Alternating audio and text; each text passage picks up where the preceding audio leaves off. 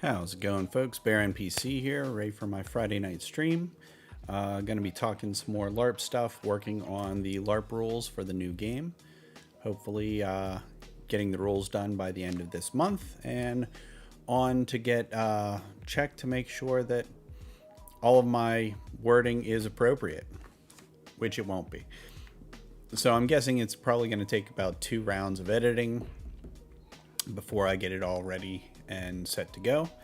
But thanks for coming and checking out the stream. I stream on Mondays, Wednesdays, and Fridays, 9 p.m. until midnight. For the most part, I play video games, talk about LARP and D&D. Currently, it's a lot of LARP content because I have a lot of stuff to work on, and it is a good way for me to focus and hopefully get some insight from some people that are interested in the game, and kind of keeping documentation on what I'm doing and why. So if I ever want to look back, I have it set.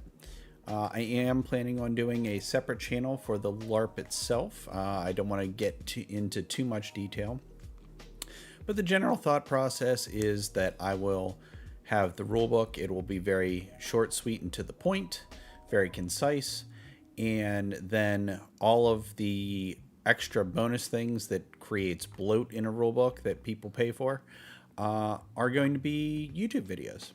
So discussion. I am loud on the phone, but not on the TV. Okay. I will. Okay. I will back away from the mic a little bit because normally I'm not sitting this close. But is the ratio of music to me okay? It sounds okay in my headphones, but I'm not 100%. I do see that I am getting kind of high on the register, so I'll turn my mic down one click and see if that's better. But yeah, so if you want to learn about the different lineages in the game, there will be videos based off of all that. If you want to learn about different build outs or spells or things of that nature, awesome, thank you. I will have videos on that. Different costuming things, different weapon things, reviews on different weapons as we go along. I'm going to have all that kind of stuff, but that will be on that separate channel because all of the funds for that are going to go towards the new LARP game. Hopefully, if I ever get it monetized, but we shall see. But okay. So I hope everybody's having a good week. It was interesting around my place, but it is what it is. Luckily, it is starting to scale back, so I am not as busy. So hopefully I will have more time to get stuff done around the house again and relax a little bit. But let's go ahead and jump into LARP building stuff. While I'm getting that all set up, I do want to say that I am very hopeful that my friends at Legends of the Seas have a great first event back this weekend. They are a pirate-based LARP game that is here in Pennsylvania. It's not necessarily my cup of tea, and I'm not a big fan of pirates and naval stuff for LARPs. But I'm super excited for them, and I hope they have a great event. The people involved in it are great.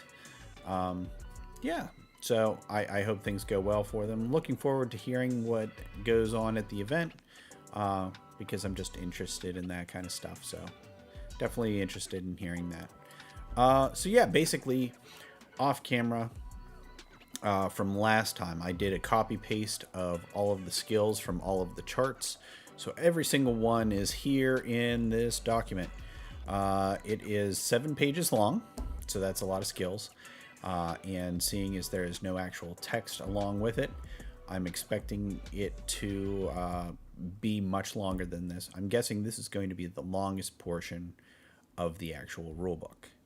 However, I have not even doubled.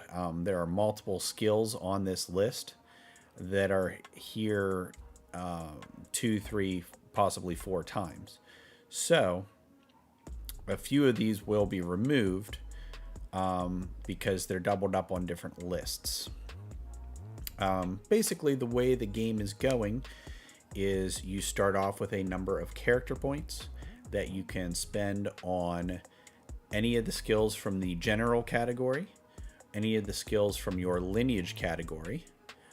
You are allowed to have a lineage of at least 2 different lineages, but you have to pick the one that is your majority, basically what skill category you're going to allow to purchase from. But I don't have a problem with people having mixed backgrounds and whatnot like that. And then after that, you have to buy the other categories that you want to pick skills from. So it starts off cheap with 5 points for your first category. But as you go and buy more categories, it gets more expensive exponentially.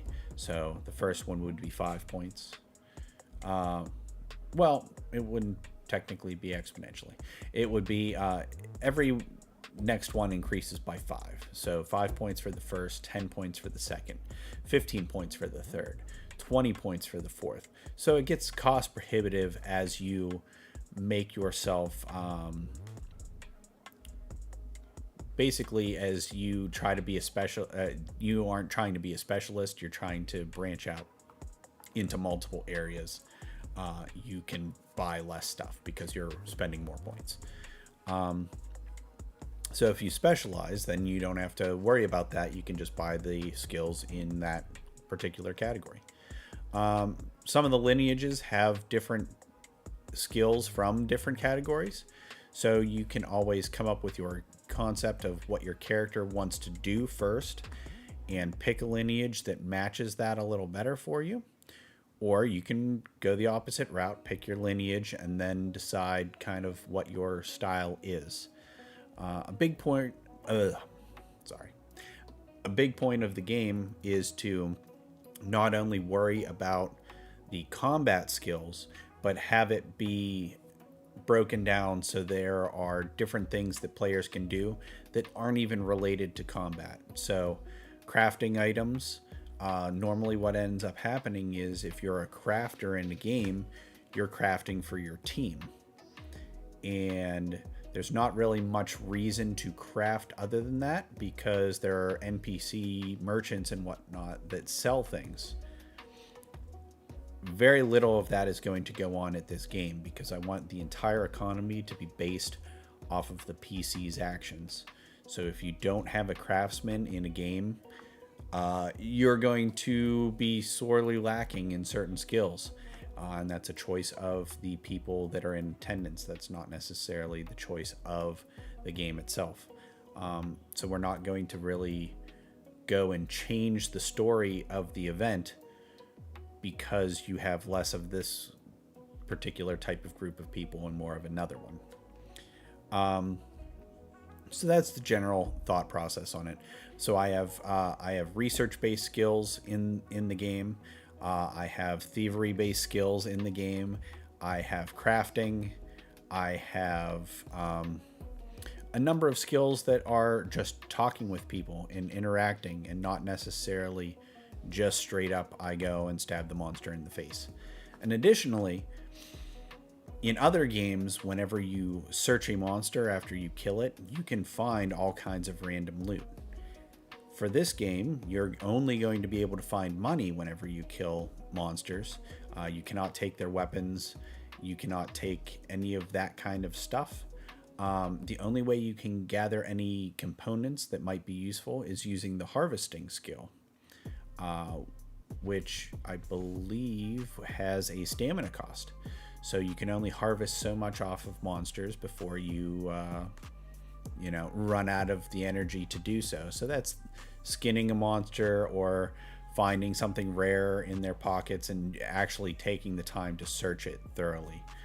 So, I don't necessarily want to promote just the combat aspect. I want it to feel like a town where you can be a commoner, you can be a craftsman, you can be a farmer, you can, however you want to roleplay it, it's going to be available. That's the hope.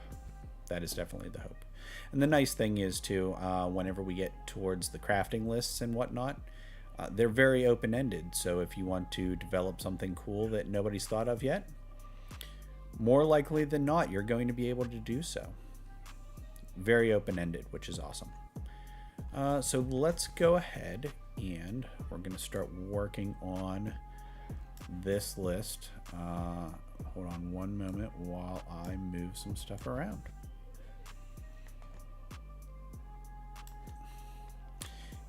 If anybody has any questions or comments or anything in particular you want to talk about that is not related to what I'm currently working on, feel free. I love talking about anything LARP related, anything D&D related, anything video game related.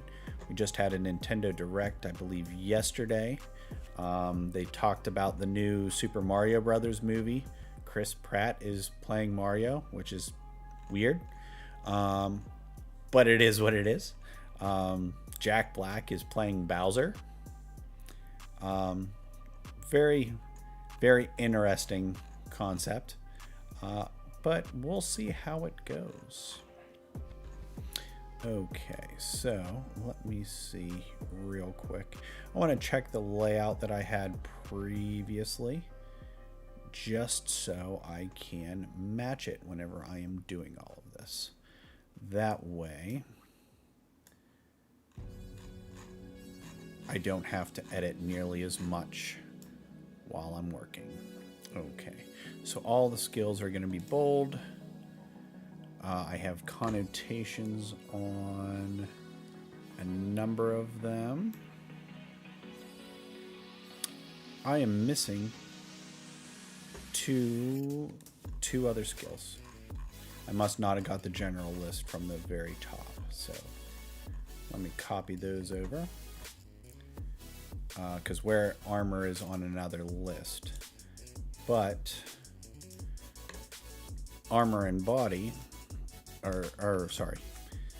body and stamina are two additional skills that should be on here. Okay.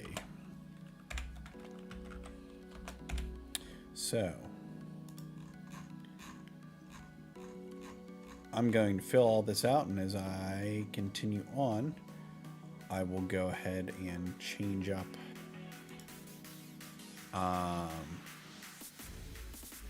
the layout.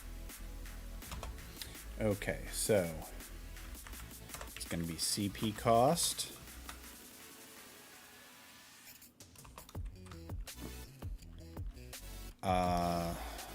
Stamina, ST cost,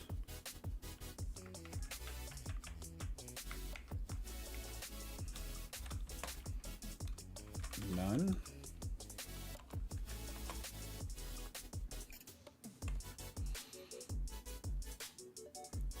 And then if there are any restrictions, I want to be able to put those in there as well. So for example, and I'll leave it like that for right now. So I basically wanted to read very similarly to my charts based off of the conditions. I want everything. The problem with LARP rulebooks is they're very list oriented, making them difficult to read. That's why I don't want it to be very bloat heavy. I want it to be very concise to the point. Okay, so body cost is X, stamina cost none, restrictions none.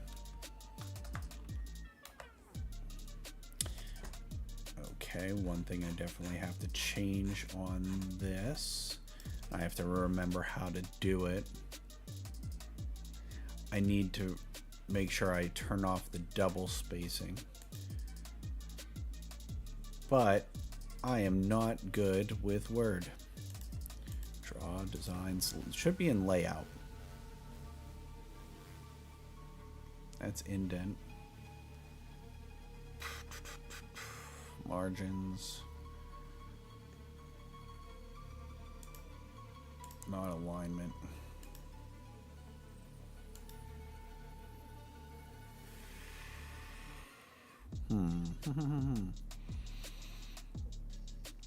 Okay, well, let's look it up. Remove formatting. Okay. Can you tell me where you saw that? Because I know I've seen it previously. Paragraph spacing. Effects set as default. If you can direct me to a tab, that would be awesome. But I am not seeing.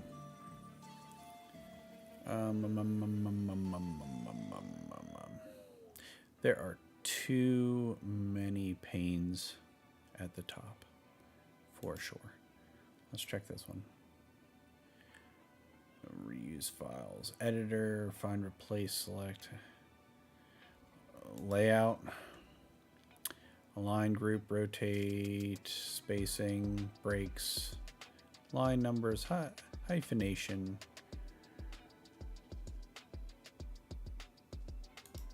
view, properties,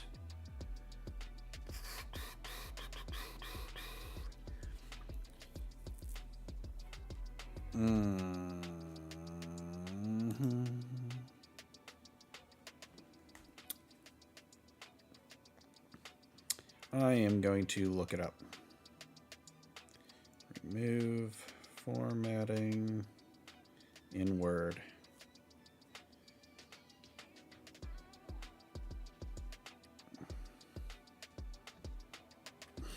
It's saying in the edit menu, which they don't have one anymore. Format painter.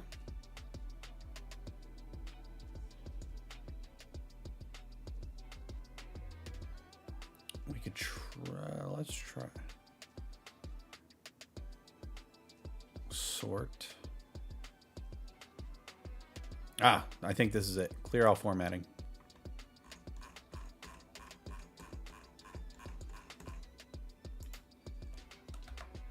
Nope.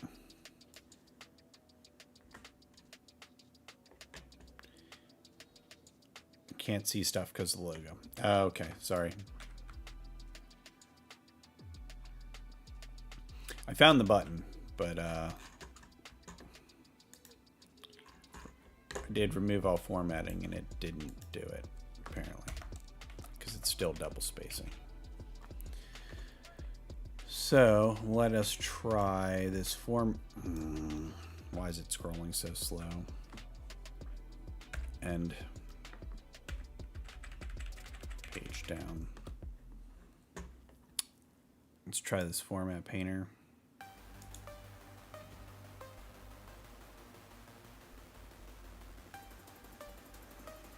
Paragraph.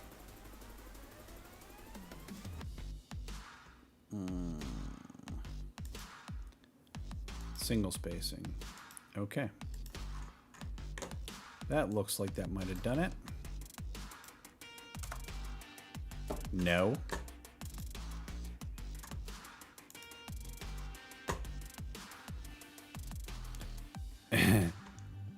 Okay. No, it's all good. Thank you. Thank you for trying. I appreciate it. Yeah, Word has gotten crazy. Line and paragraph spacing.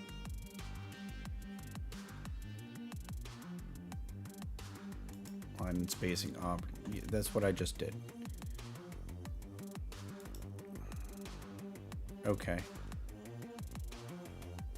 Okay, let's try that. Okay, there we go. That's what I was looking for. Perfect. Let's make that all bold like it was before. Scroll to the top. Yeah, there was that second selection that you had to do in the spacing options. This don't add space between paragraphs of the same style, which is weird, but okay. Okay. So, body.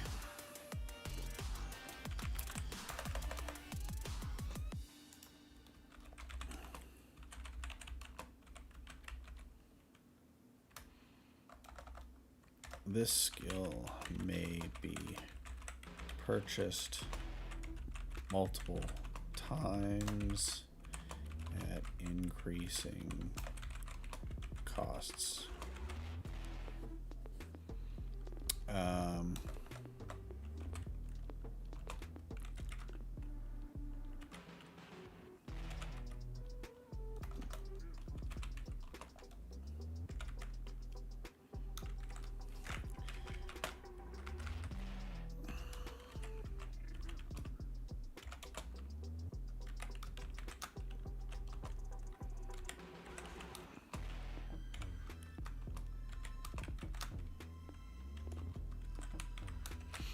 Okay. This skill may be purchased multiple times at increasing costs. First equals 1 CP, 2, etc.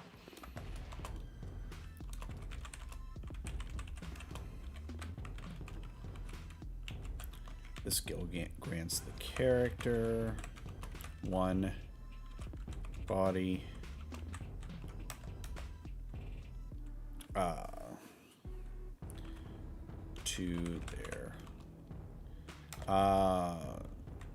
To their maximum total.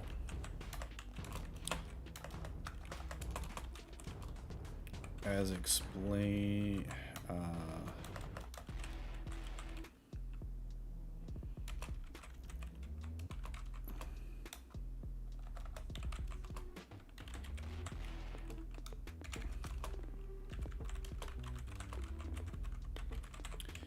okay, and I want to link to the section that discusses body points.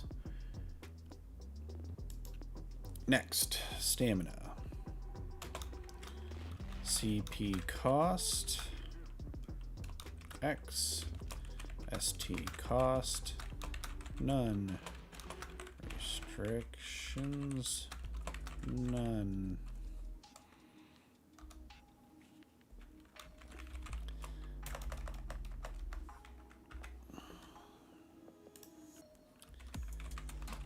This skill may be purchased multiple times at... Why am I doing this?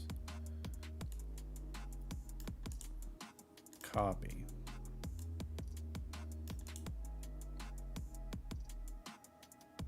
Paste.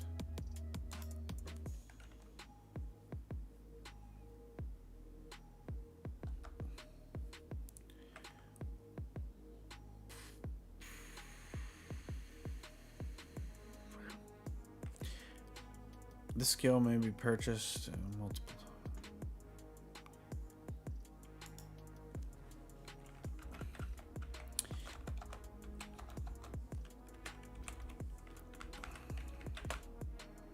That's interesting, the formatting.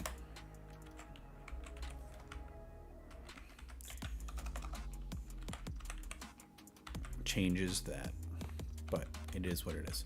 Okay, this skill may be purchased multiple times at increasing cost. This skill grants 1 ST. And this skill grants the character 1 ST to their maximum total. See stamina on page blank for more information. Body 2. CP cost 0. ST cost none. Restrictions. Okay, I need to find the list that has that.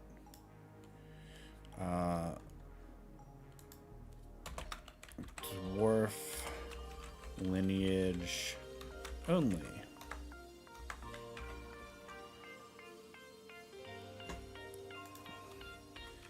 This skill is instantly purchased by all characters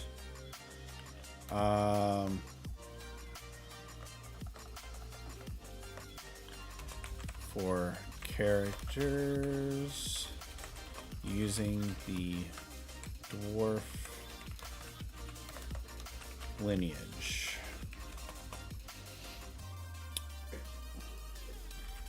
This skill grants the character 2 body to their maximum total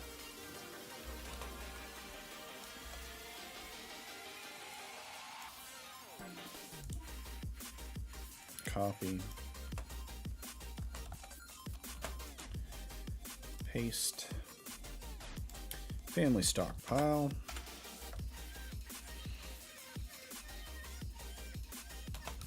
CP cost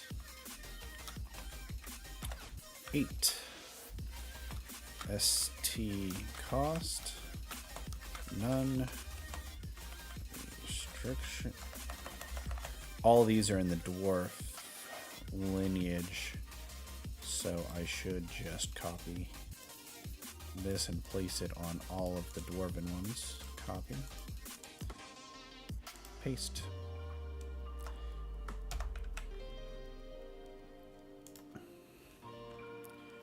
Okay. This skill grants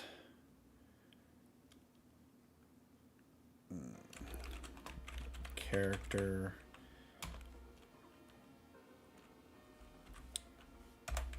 I'm not sure of the current quantity yet, so I'm going to mark that and highlight it yellow to know that I'm going to need to come back and give this a total. This skill grants the character X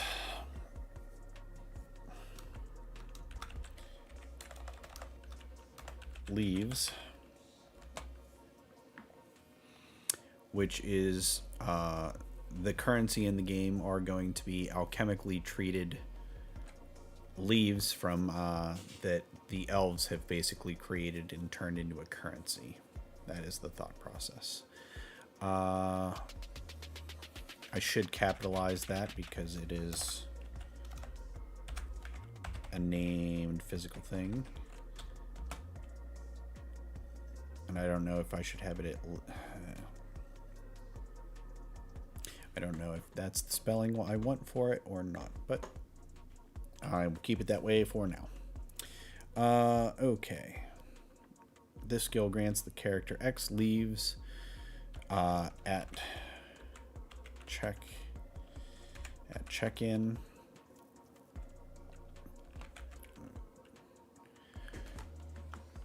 To represent their family's stockpile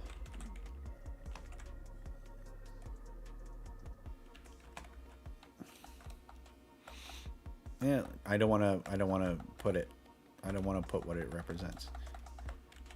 This skill grants the character X leaves at check-in. So if they want it to represent their family sending them money, cool. If they want it as they took out investments, cool. It's all good. This skill grants the character X leaves at check-in.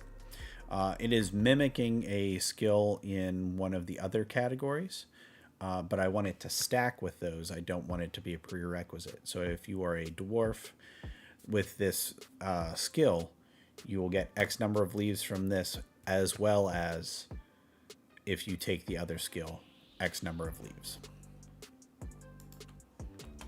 Forging. CP cost 10.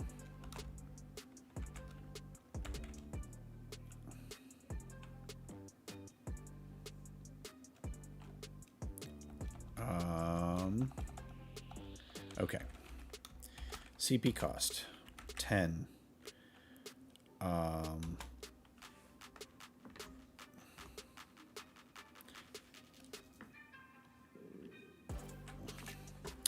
going to list which category the 10 comes from, because in other categories might get it for cheaper.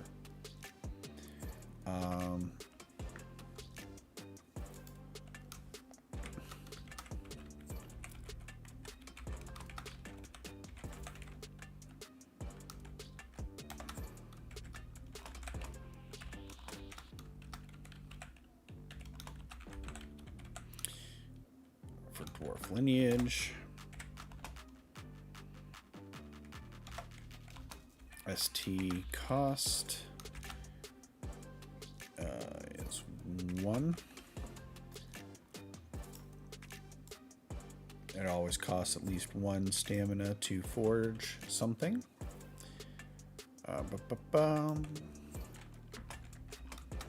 Restrictions, none.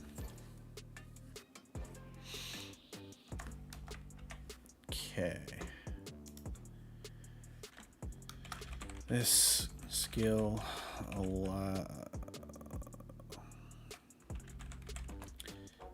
allows a character to craft weapons, armor, and similar goods of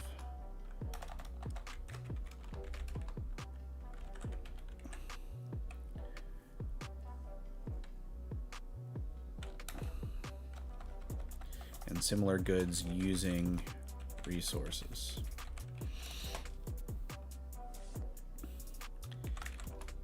In addition, this skill allows a character to understand any forging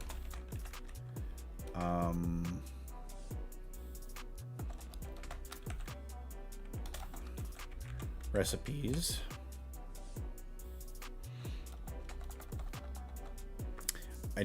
I'm not sure. Games, there are certain games that allow you to have like blueprints or recipes or things of that nature. I want to call them all the same thing. I think recipes makes the most sense. Or schematics. Leaving it as recipes. In addition, this skill allows a character to understand any forging recipes or, let me see, because in my crafts I also have science, I have technology crafting. So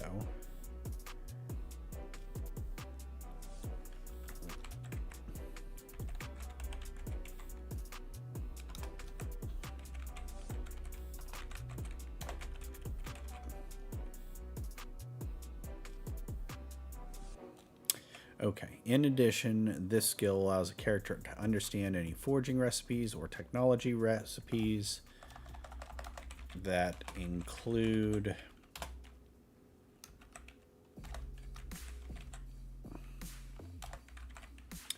forging. What do I have it listed as? Not components. Yeah, components.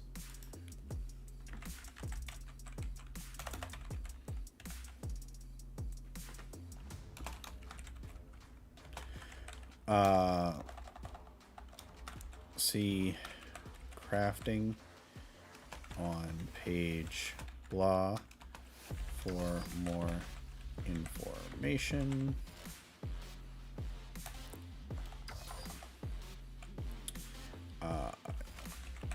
Yeah. Cool.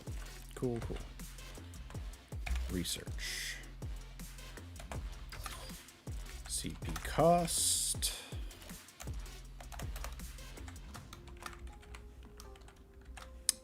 is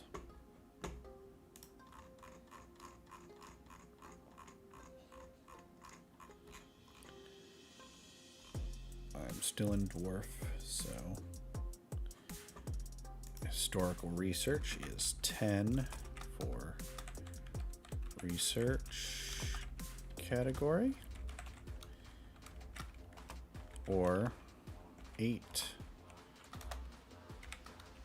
dwarf lineage. ST cost is 1.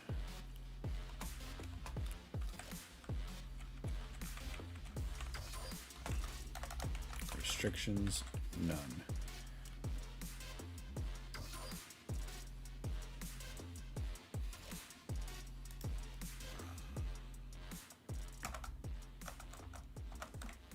I'm going to cut the other descriptors. It's going to be craftsman or dwarf.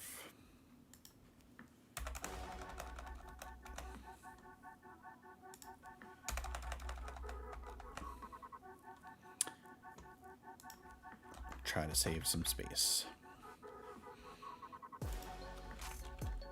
This skill allows a character to ask 3 yes. Where is I have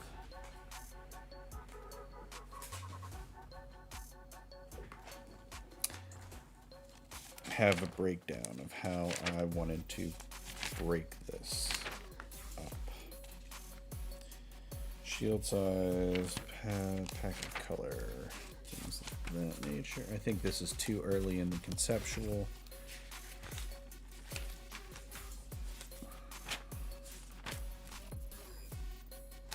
Yes. Okay, let's check this notebook. Always a million notebooks. Social contract stuff. Merchant groups.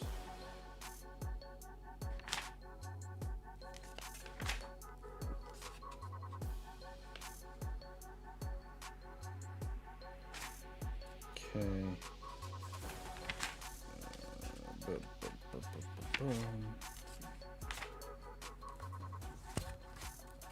It's a problem of having too many notebooks, for sure.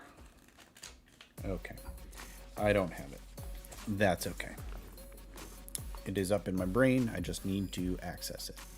So, this skill allows a character to ask 3 yes or no questions from plot staff regarding an event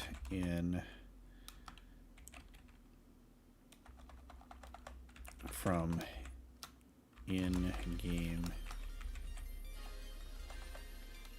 history as it relates to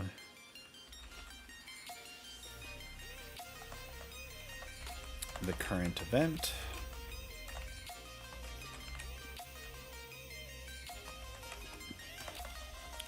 Or notated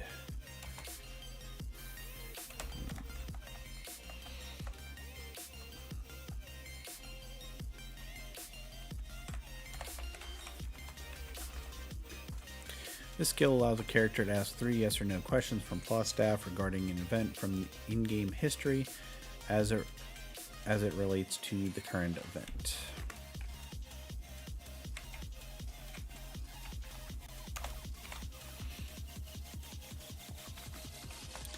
This allows plot staff to give information that may be relevant to a current plot line.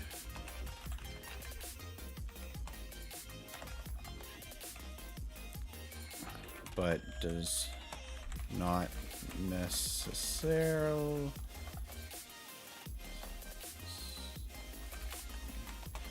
impact overall story of the game world.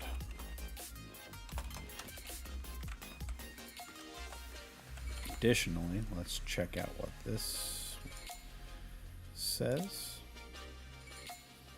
Line but. Okay. Additionally, plot may offer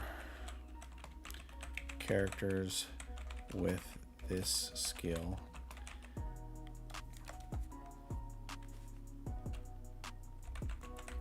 information.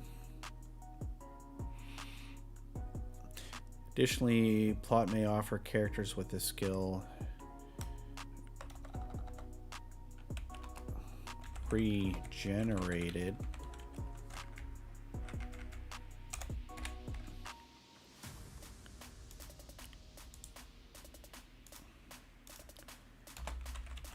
information. Additionally, plot may offer characters with this skill pre-generated information.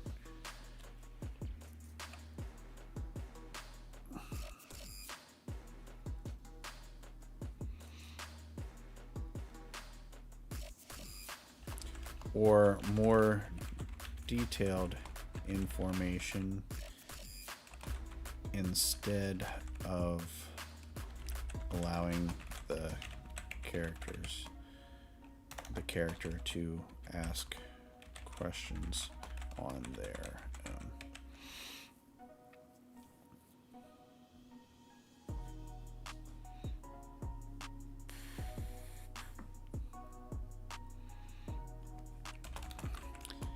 If a player is planning on using, I don't want to add all that stuff.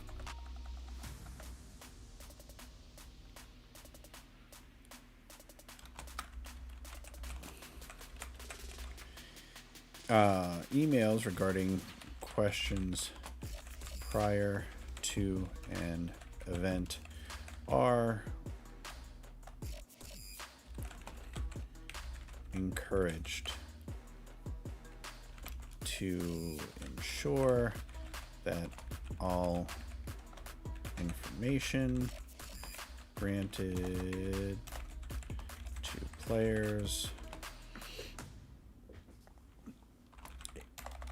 is accurate. Basically, if somebody knows that they're going to ask a question about something in particular, I would much rather have them contact me and say, hey, I'm planning on asking questions about this or that. That way I can pre-generate all the information and give it to them, which is a lot faster than me having to sit there and answer questions. And it stops people from taking up too much of the game runner's time. That way the game runner can focus on making sure that everybody's having a good time rather than just helping one or two other people. We want the research skills to be useful. So if it is basically responding to something that is going on, then if it's going to be responding to something that's going on, we want them to ask yes or no questions. That makes it a little bit quicker for us to deal with. Immune poison. CP cost is... Where's my list?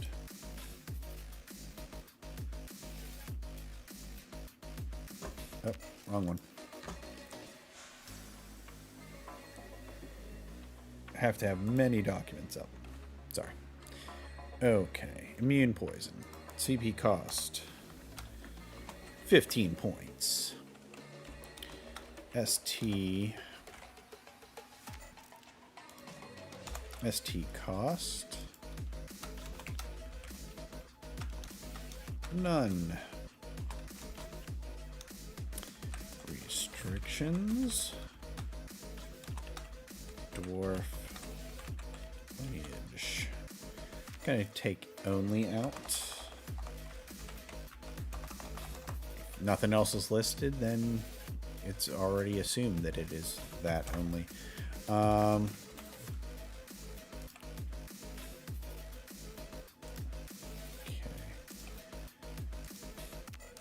This skill allows a character to become immune to the poison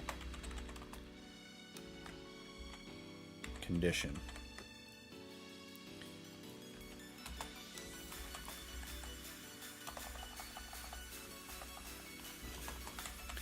When hit with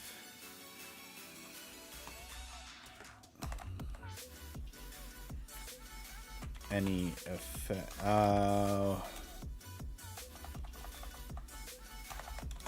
the appropriate call for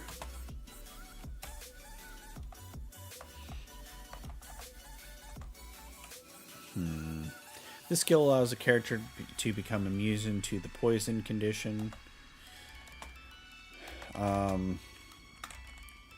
When a character is dealt this condition, the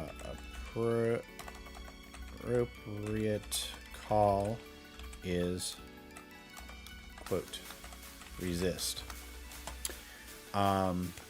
Gil and I were talking about this earlier. If somebody has the immune poison skill, we want it to be that the players don't necessarily know if they are using resistances or if they are using immunity.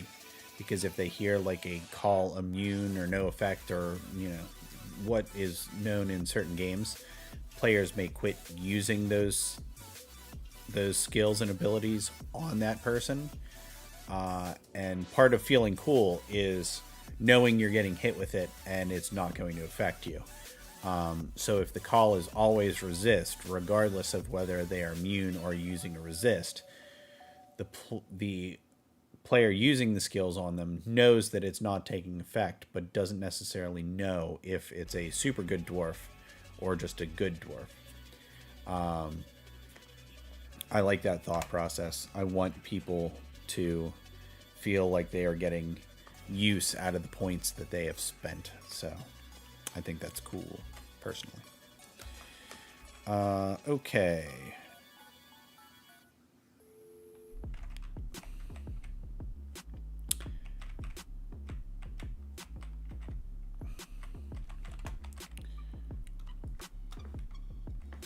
So the other thing I need to have is prereq is resist poison.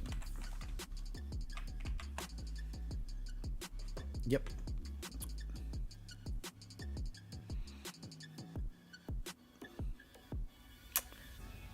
Okay. Or I'll add it in the description.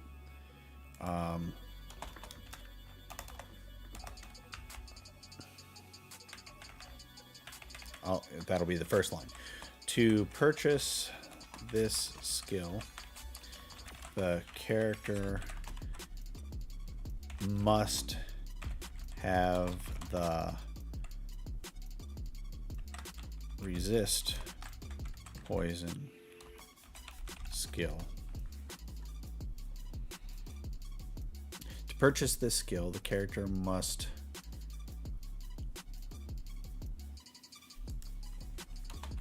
already have purchased the resist poison skill.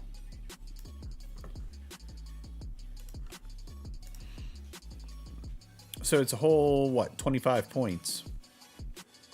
25? Yeah. 25 points to be immune to poison, but then you're immune to poison. So I think that's worth it. I think that's super cool.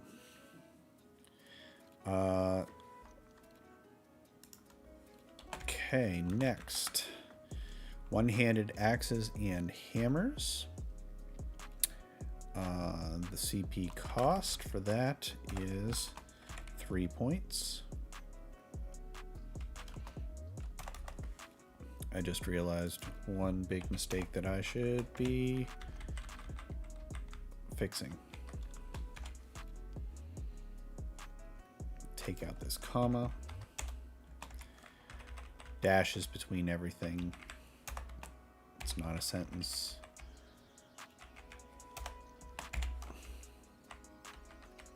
Luckily, I'm not far through this.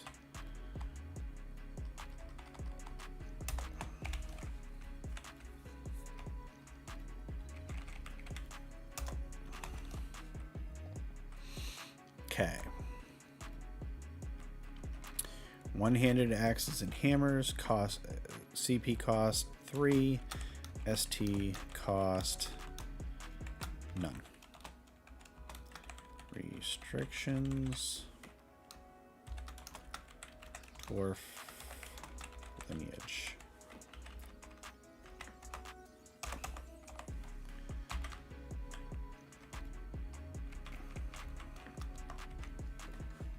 Get rid of the bold. Okay, this skill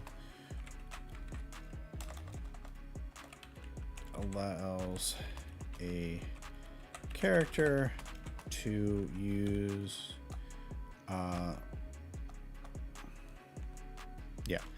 allows a character to use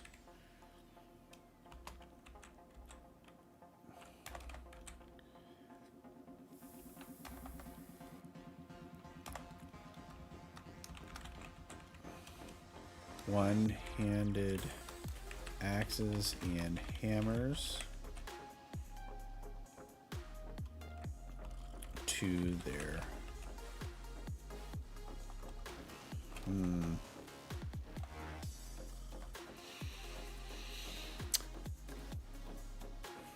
Do I describe it in every single one, or does the skill just grant them proficiency, which lets them use them for more damage? This skill allows a character to use one-handed axes and hammers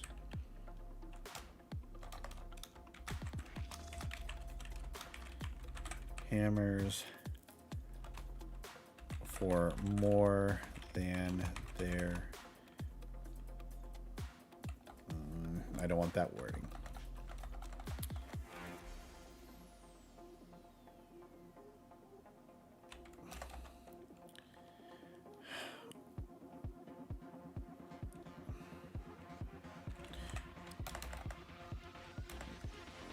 This skill allows a character to use one-handed axes and hammers with additional skills.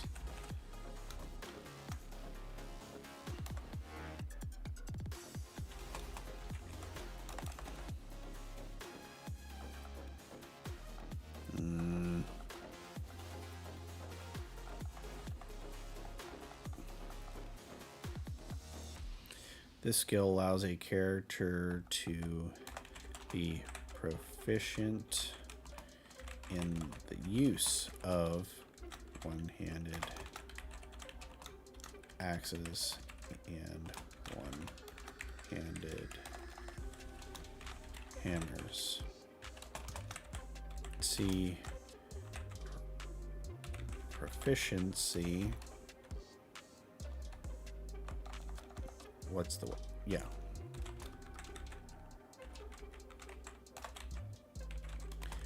on page for more information. So I'll have it's a lot easier for skill wise if I don't break it down, but basically anybody can use any weapon in the game for 1 point of damage and to block. This does not include shields, because shields are not weapons. But if you are proficient in a weapon, then I believe we had it that... I wrote it down somewhere. I believe that it's going to be one-handed weapons deal 3 damage and two-handed weapons deal 5 damage. Might be 2 and 5. And then you can use other skills to augment that damage. If you don't have the proficiency, you can't augment the damage at all. But I like the idea of, you know, anybody can use anything weapon-wise. Resist Fear. CP cost 10. ST cost 2. Restrictions. Dwarf. Lineage. Yet again, if anybody has any questions or comments, feel free, go ahead, ask away. If you want to talk about anything in particular, the current goings on at other LARPs, that there is some drama. While I don't want to name the LARPs in particular, we can discuss key points and what I'm going to do differently to try to differentiate.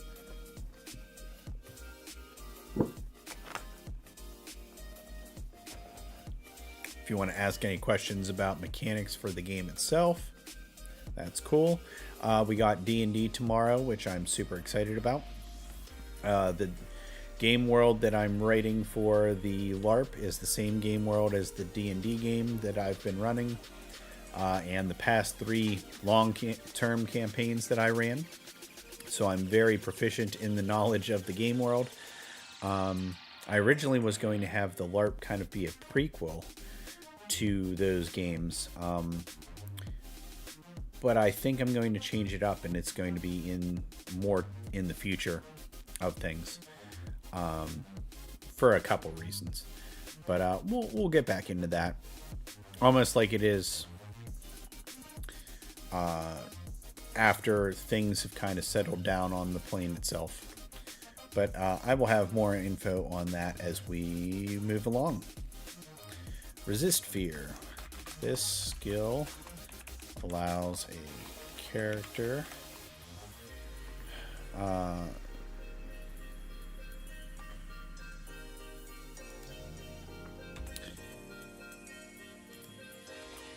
to resist the fear condition once per ST usage.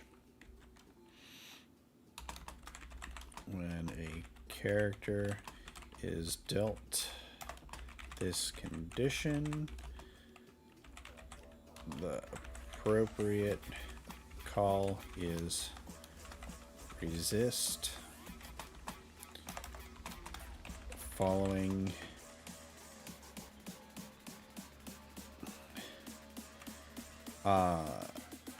the skill's usage.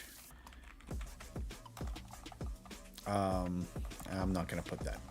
I want people to track their ST usage on the back of their character sheets. I'm going to have basically a log section. So not during the middle of a fight, you aren't going to grab your character sheet out and write it down. But following, you're going to basically list the ST cost skills that you've used, or your spells, or things of that nature. So that we can, if we need to, we can kind of track the ST usage and make sure that people are actually marking their uses. But it's an honor-based game, so we don't want to use that a ton. But we want to keep it in mind just in case. Resist Poison. CP cost 10. ST cost 2. Restrictions. Dwarf. Lineage.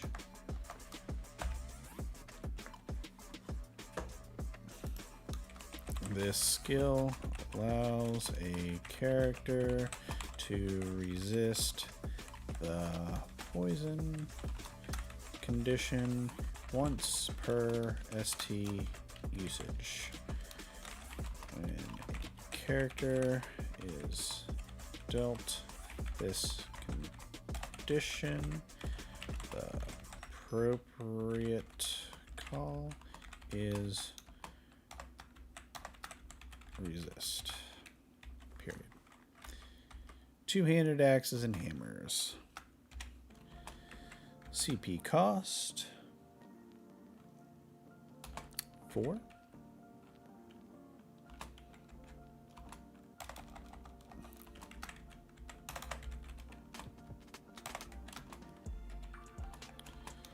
ST cost none.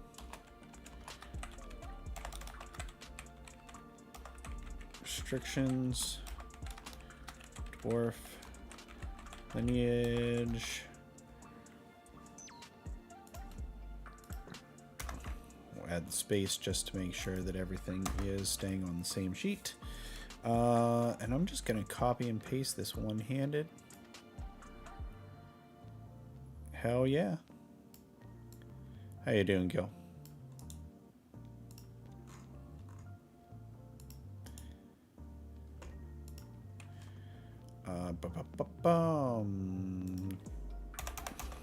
Two-handed axes and two-handed hammers. See proficiency on page blank for more information. Cool. Cool, cool. We said the other day it was going to be, what, 2 points of damage for one-handed weapons and 5 for two-handers. Do you remember? I have it written down, but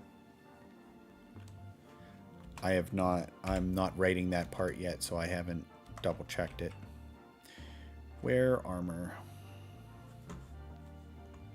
2 and 5, yeah, cool. 5 is nice. I just, seeing as all of the characters are starting out with 5 hit points, if you get run through with a big two-handed sword, you're dead. You're just dead. Dead. So I like the idea of faster and a little bit more frantic combat. Wear armor.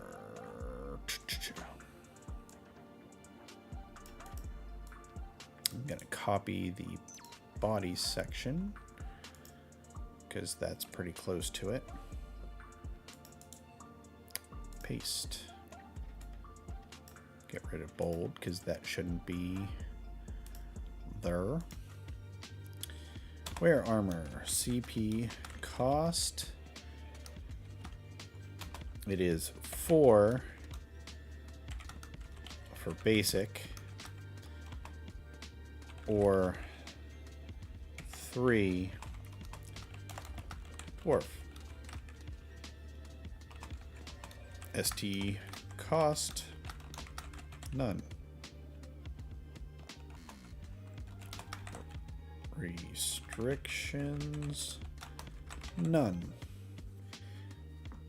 Okay, this skill may be purchased multiple times at increasing cost. Nope.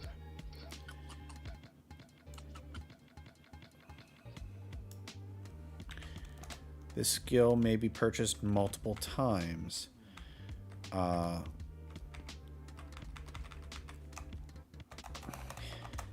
And grants the character 5 armor to their maximum total. See armor on page blank for more information.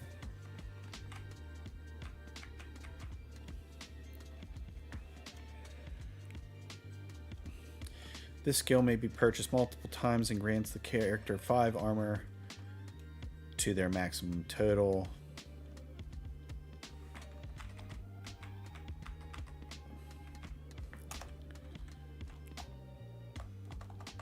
To their total up to a maximum of 40.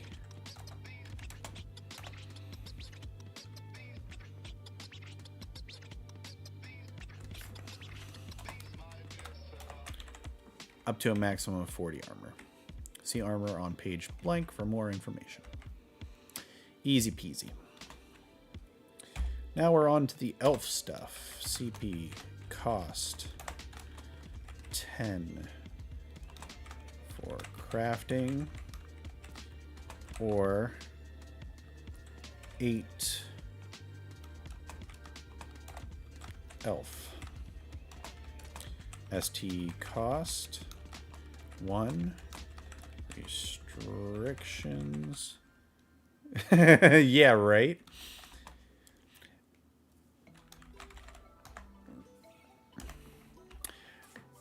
I do have to say I'm more excited about Jack Black as Claptrap than I am as Jack Black as Bowser. I am glad that the actual voice of Mario, his last name is Martinet, I believe. I can't remember his first name off the top of my head.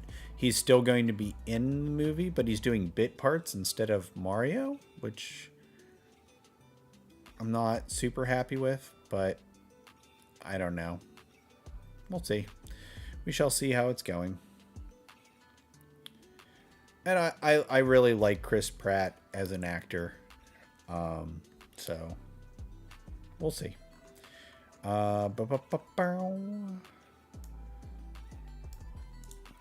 Copy. Whoa, okay. And paste and take the bold out. This skill allows a character to craft potions, scrolls, spell books, and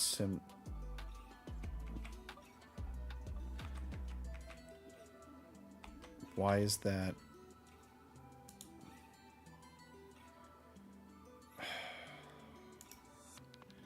And similar goods using resources.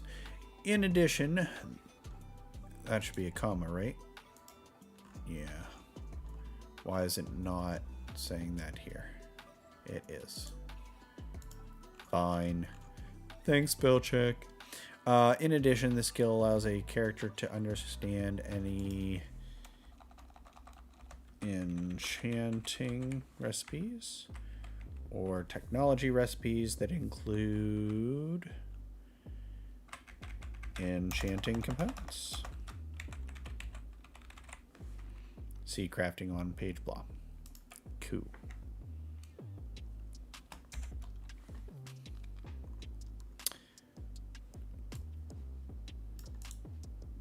Copy. Paste. Elf. Oops, I copied the wrong one. I want immune poison. Copy. Paste. Did you watch any more of the oh, at least Jack Black has a little more voice acting experience than Pratt's Lego movies. Yeah. That is true. I was just going to ask you, did you watch any more of the Nintendo Direct? I was generally unenthused, but I don't care about Bayonetta in particular. But there was some good stuff.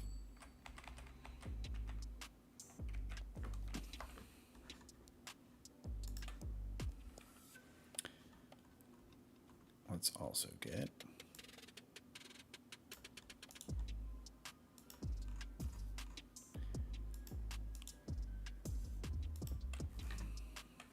to purchase this skill, the character must have already purchased the resist charm skill.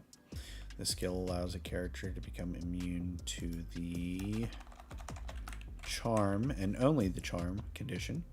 When a character is dealt this condition, the appropriate call is resist. So if you weren't here earlier, Gil, I am putting in particular certain... Oh, I know.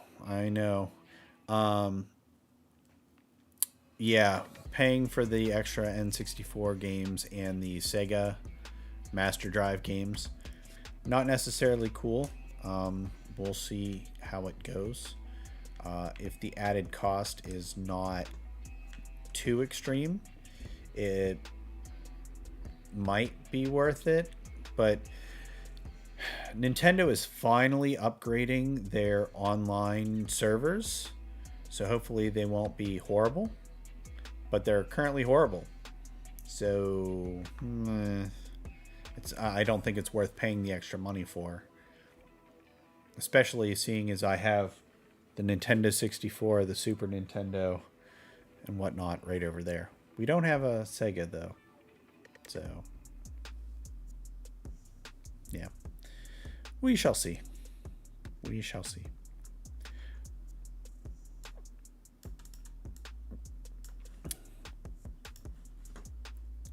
Okay. This should be the resist sleep.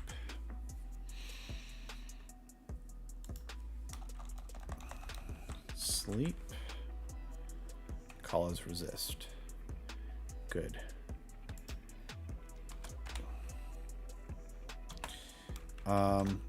But yeah, like I was trying to find the appropriate words to. I'm adding in all of the resist and immunity sections what the appropriate call is for whenever you get hit with it. And like we were talking about before, having the call for immunity still be resist, so people aren't sure if they are using a resistance or immunity. So they can't metagame whether they know somebody has it or not. Because I always hated that. I would always buy a bunch of resist sleeps and resist charms, and by the third or fourth time I would call resist, people would be like, ugh, I'm not throwing these at you anymore. And I was kind of happy about that. So, yeah. Okay. Innate energy. CP cost 0. ST cost none. How did I word it? I should probably do none. No, it's not an appropriate call. But seeing as we are going to be a 18 and over game, it is an appropriate thing to yell.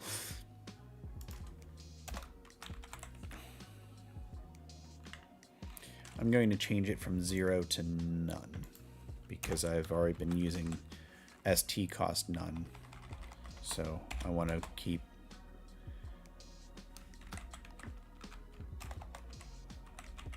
that the same across the boards. Restrictions, elf lineage. And then this is the same as the dwarves body. So this I grabbed the wrong one because I'm dumb. Or I'm human, either or. Copy. Paste. Unbold. This skill is instantly purchased for any characters using the elf lineage. This skill grants the character 2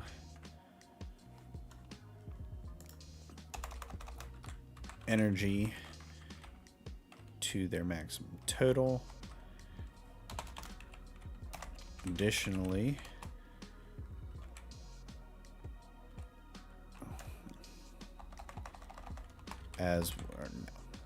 this skill grants the character 2 energy to their maximum total, as well as 2 spells to the characters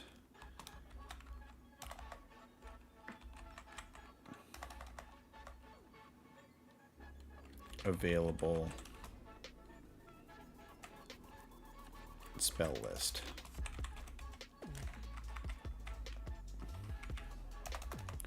See energy on page. Do I have that as a separate thing? Armor, body. Yeah.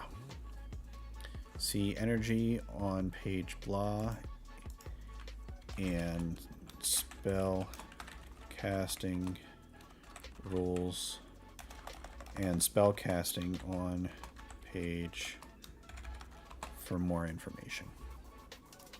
Cool, cool, cool, cool.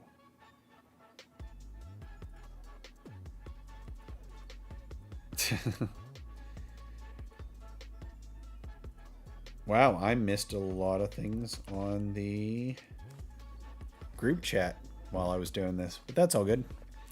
Okay. Magical research. Let's find historical research and do a good old copy paste on that.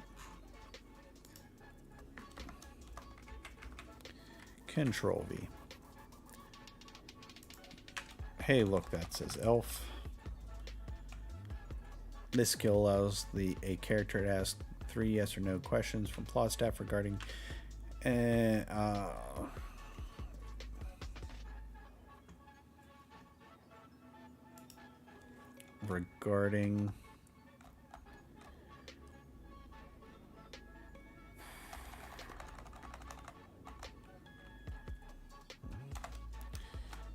in-game magical knowledge as it relates to the current events. This allows plot staff to give information that may be relevant to a current plot line, but does not necessarily impact the overall story of the game world. Additionally, plot may offer characters with this skill pre-generated information or more detailed information. Instead of allowing the character to ask questions on their own, emails regarding questions prior to an event are encouraged to ensure that all information granted to players is accurate. One-handed longsword. Let's copy this from dwarf.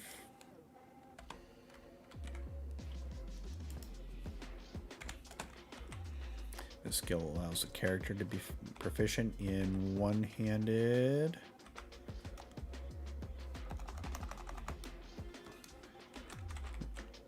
longswords.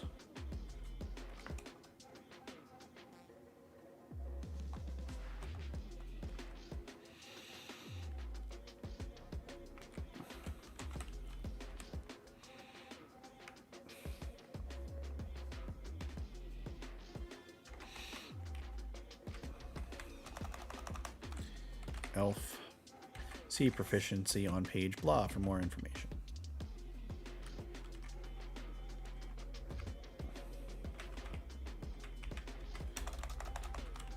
Elf. The skill allows a character to be proficient in the use of bows. See proficiency. Cool. Resist charm.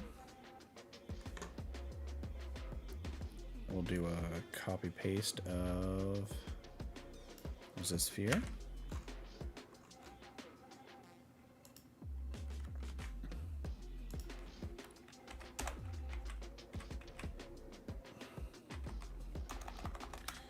Charm.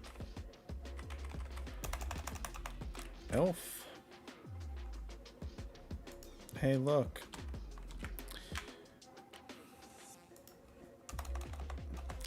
Elf. Sleep.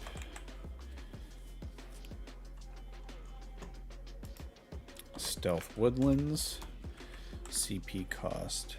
This one's going to be a little different. I love it whenever I can copy paste stuff, but yeah. Okay. CP cost. Didn't I reduce the cost of those? No, I reduced the ST cost, I believe. Once per event, flesh wound. Yeah. Okay. Cool. Okay, stealth, woodlands. The CP cost is 8.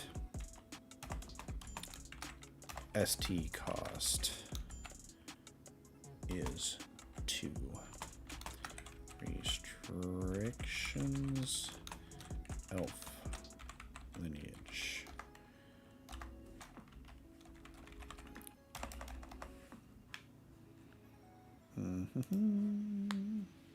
Ow. Do I have a good write-up on stealth in here? Because I'd rather copy paste it if I can.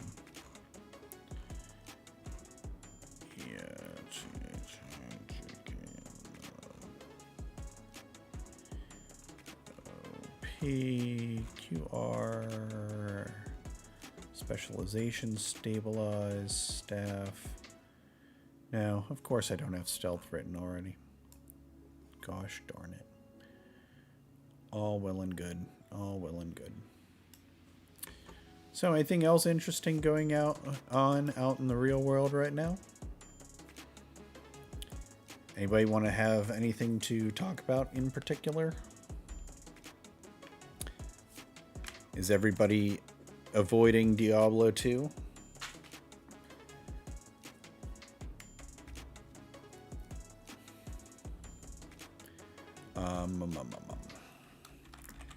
This skill allows a character to gain the hidden condition once per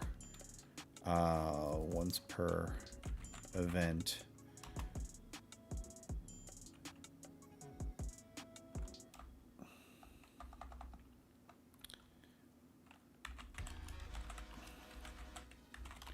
Following ST usage.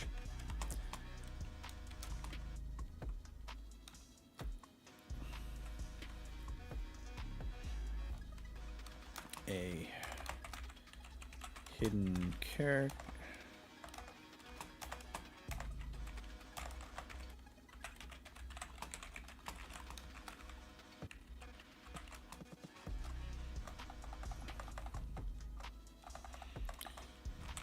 Using this skill must follow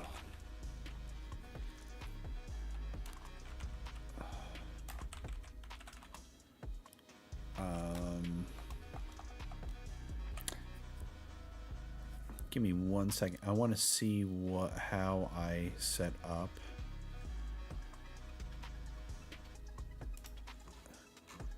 the hidden condition.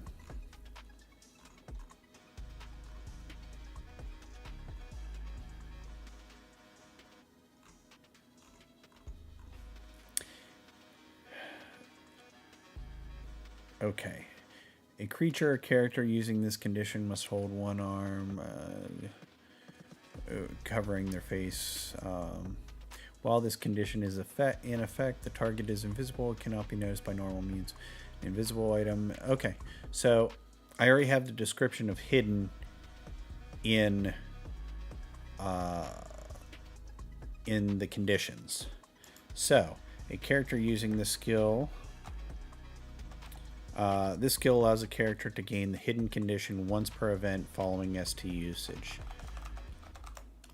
This skill is restricted to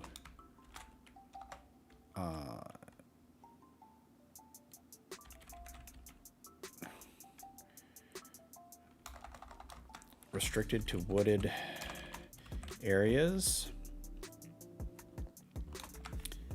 day or night.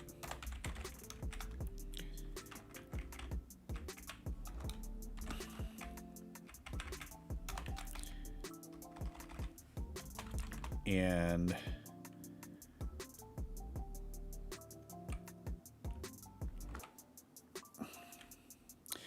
this skill allows a character to gain the hidden condition once per event following ST usage. This skill is restricted to wooded areas, day or night, but does not allow the hidden character to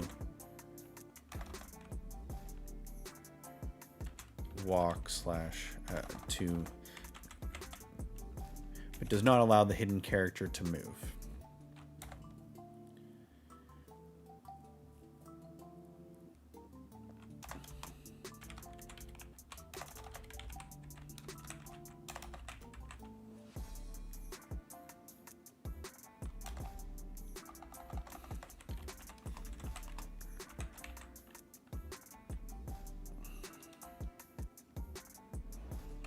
This skill is restricted.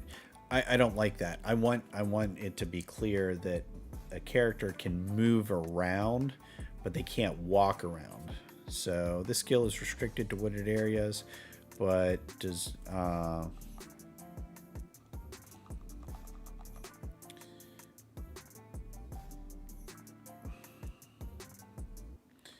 this skill is restricted to wooded areas, but the hidden character may not travel.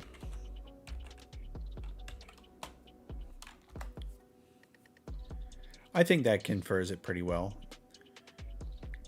because I want people to be able to move around, like leaning behind trees and stuff like that, but I don't want them literally walking around. But I don't want to confer any like game effects to it. Slight shifting and all that kind of stuff doesn't bug me. I don't want it to be like their feet are planted to the ground and as soon as you move your feet you can't do this anymore. That's a little too restrictive. Wording is important, y'all. Next we got alchemy.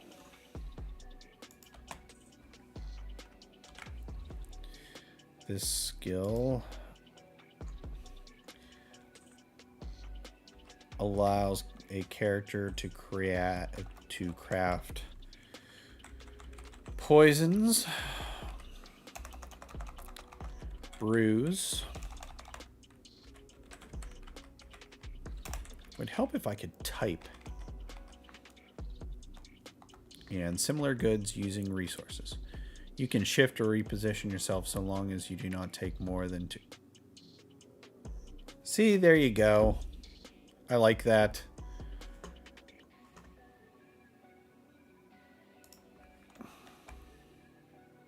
That'll have to be a separate sentence, I think. This skill is restricted to wooded areas.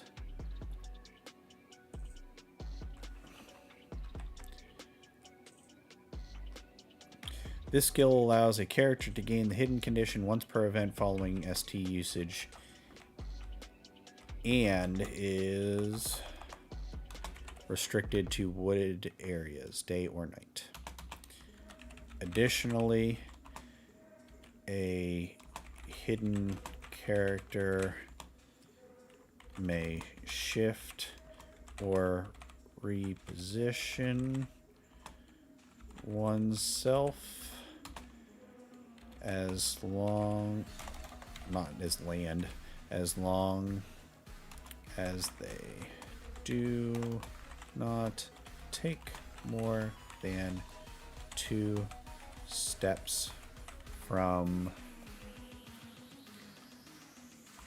the position where originally used. I like it. Cool. Alchemy. Poisons, brews, similar goods using resources. In addition, the skills allows a character to understand any alchemy recipes or technology recipes that include alchemy components. Additionally,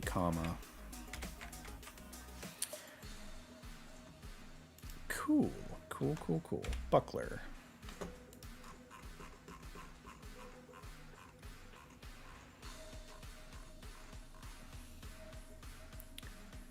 Do kinfolk get something special? What do you mean? Kinfolk gets lots of special things. Everybody gets lots of special things. Everybody's special.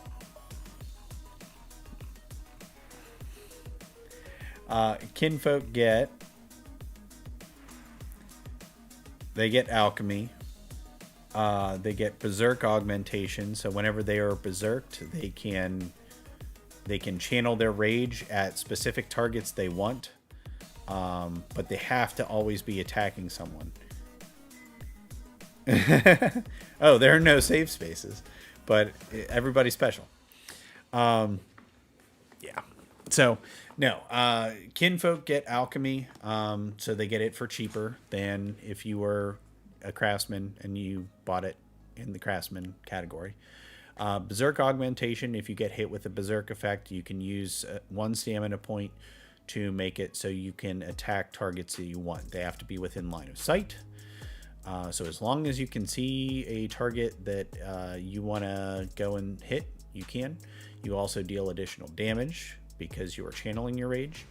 But if you run out of targets that you want to attack, you still have to then go and attack your friends or whoever's closest or whatnot. You just get to choose who, which is kind of cool. You get claws. That is the only way to get claws unless somebody creates a spell where you can get claws. And that's going to be limited time. There's the cower skill, which they get for cheaper than buying it on another category. Kinfolk get immunity to knockback. Does it have a verbal or can you just use the berserk thing? It doesn't have a verbal, so they don't have to know that that's a thing. Because I like that. I want people to be confused. But not be confused because it's an animal person, so you should kind of see that shit coming. So you can buy immunity to knockback. You can buy resistance to knockback. No other lineage has resistance or immunity to knockback. You can get a parry for 1 use per event. No. Cower is on other category lists, but it is more expensive. So Cower is cheaper to purchase. Yeah, because there are certain types of... I kind of get what you're saying now, and I shouldn't have even commented, but that's okay. So yeah, kinfolk get parry for cheaper, but it's only 1 use per event. But it also has a reduced stamina cost, so it might be worth it if you are not planning on going the fightery type. They get search for a discounted cost, which is kind of a research skill. They get thrown weapon, and they get variable, which is you either get 2 bonus stamina points or 2 bonus body. Because some kinfolk are physically tough and other are more dexterous. But there you go. There you go, Nay. If you have any other questions, feel free to ask away. But I think kinfolk are pretty cool. Being the only ones that have claws is pretty awesome for sure. Oh god. Moving. Good. Where was I? Buckler shield. We are on the Hofflin. So, alchemy. Where did baby kinfolk come from? That is not something that we are going to delve into.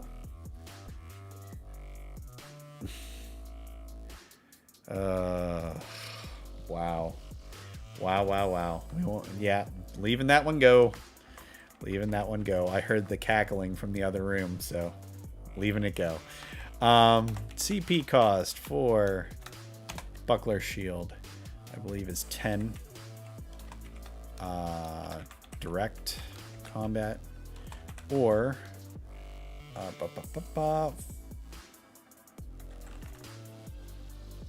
it must be 5. Let me check. Direct combat list. Buckler shield is 6. Cool. Oh, okay. Is she being good?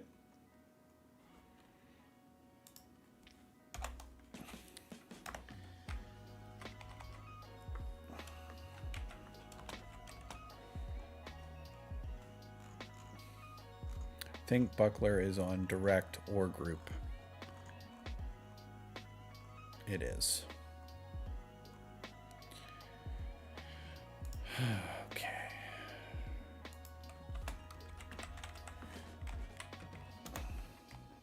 For right now.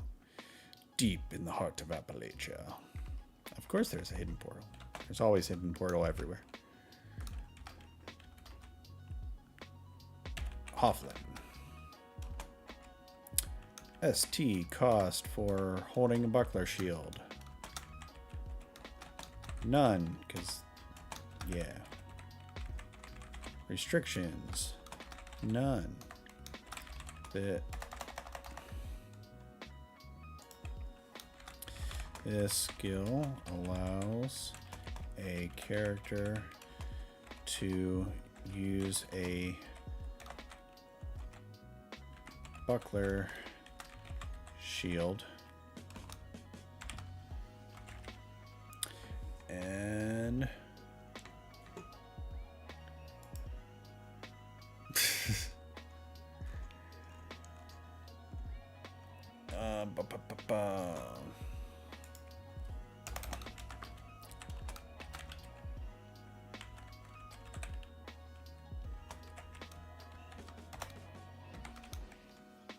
you may this skill allows a character to use a buckler shield. I'm not going to add dimensions.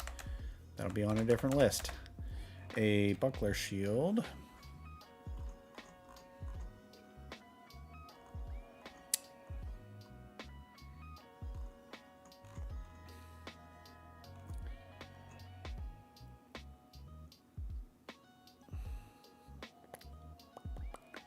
Yes. This allows a character to use a buckler shield to block weapon damage.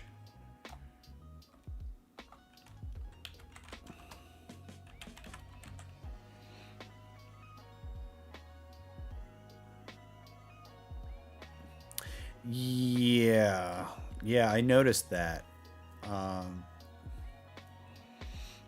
It's one of those catch-22s because you want to support the good workers that are still working there. But by doing so and buying that product, you're also supporting the bad workers that are still employed and the overall structure that caused that to occur in the first place. So I'm not going to blame anybody that chooses to play it. But I'm not going to spend my money bucks to support that kind of stuff, even though I was super excited for the game. Maybe I'll buy a used copy later on because that doesn't give them any extra more money. But we'll see. To be fair. Okay. This skill allows a character to use a buckler shield to block weapon damage. Period. A lot of people pre-ordered it before the yeah, they could have canceled. But I don't disagree with you. Yet again, I'm a live and let live guy. So if you choose to do the thing, do the thing. It's cool. I'm not going to get pissed at anybody. I'm just not going to... It's not WoW. Yesterday they released Diablo 2 Remastered, and lots of people were super excited about it. I was one of those people because I used to sit on Shoemaker's computer and play Diablo 2 whenever we hung out, but I never had it myself, so I wanted to play through it. But yeah, I'll wait. It looks good, but we'll see. This skill allows a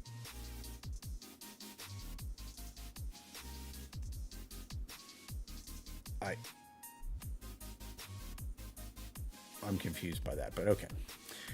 This skill allows a character to use a buckler shield to block weapon damage. This skill grants a character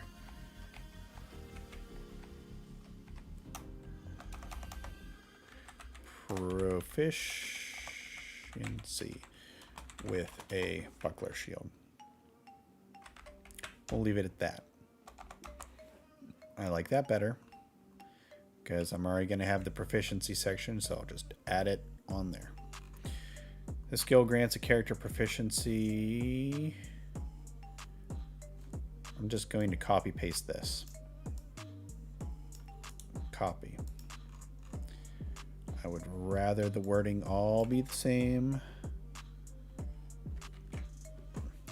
This skill allows a character to be proficient in the use of buckler shield.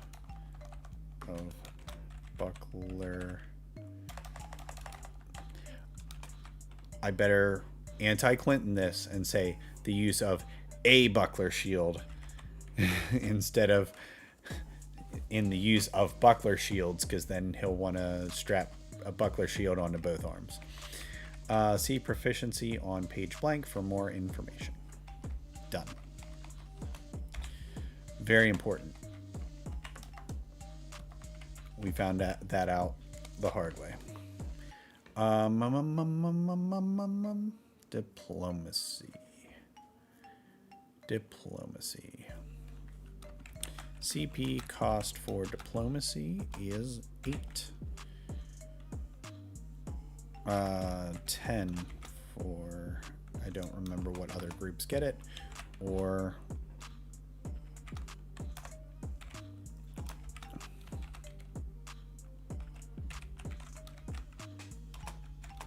ST cost is 2 for diplomacy, and restrictions, none.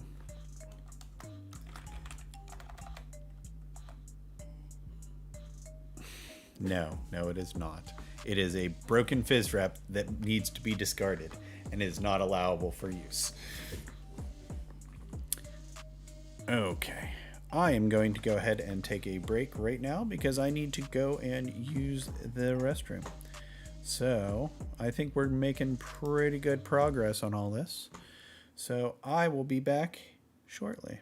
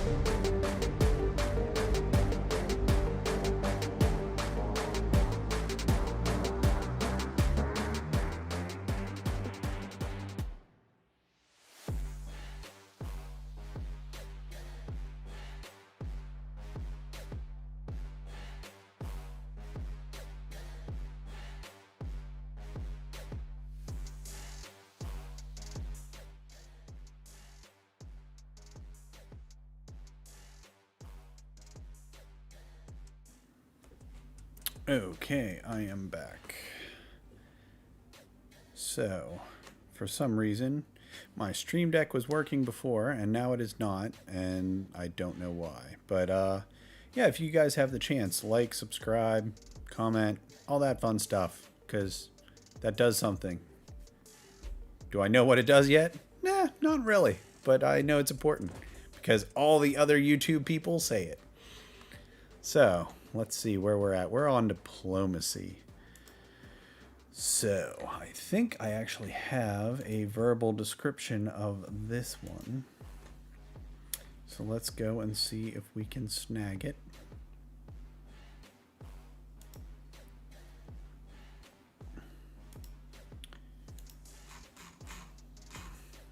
Because I really like this skill. Ooh, I thought of one other important thing that I should do.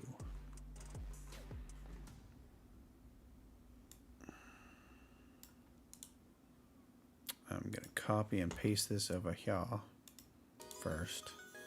Then I'll have to reevaluate it and see if it is still worded how I want it to be. But in addition, I need to write down a list of other conditions I need to add to the conditions list based off of these skills.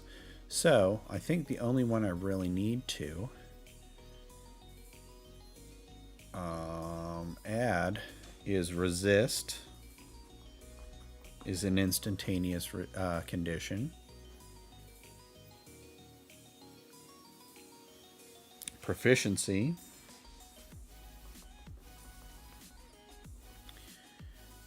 and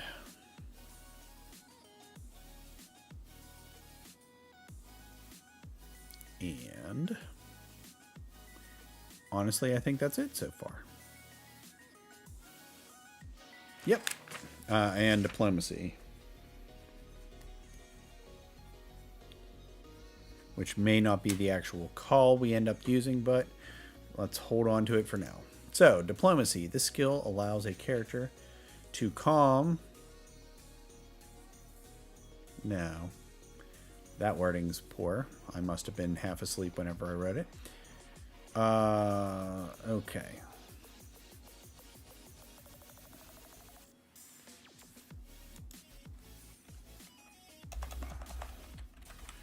Okay, this skill allows a character to start a discussion and keep the target of the effect focus. I think before I had it acting kind of like trying to calm down an enraged person, but no. This skill allows a character to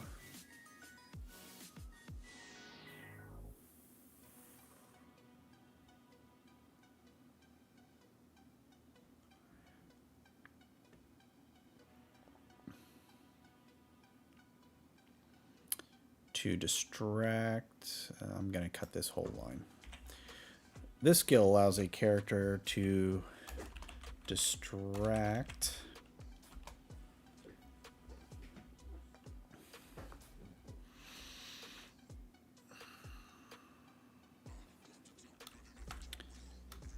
NPC.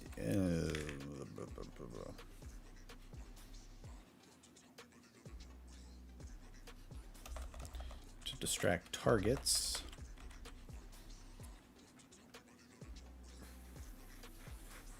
This one's tricky because at one point I said that it should be usable on NPCs only, and I kind of have now disagree with that thought process because it's almost like a charm effect. You're getting people to focus on you. This skill allows a character to distract targets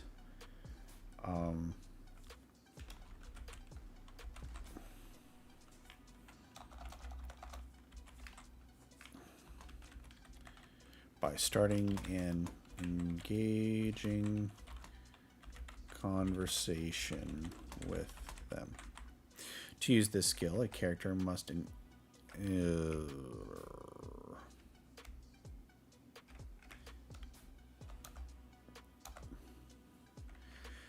this skill allows a character to distract targets by conversing with them. That should be what it is.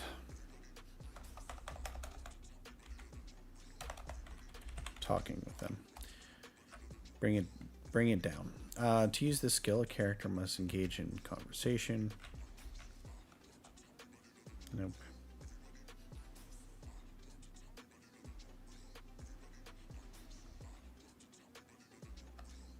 To use this skill, a character must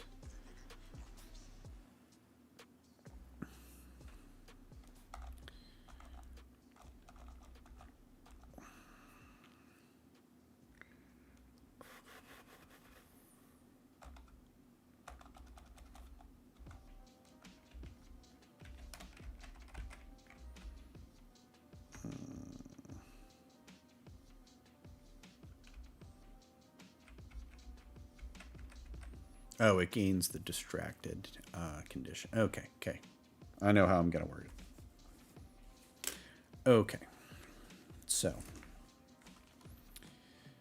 this skill allows a character to distract targets by talking with them. To use this skill, a character must begin a conversation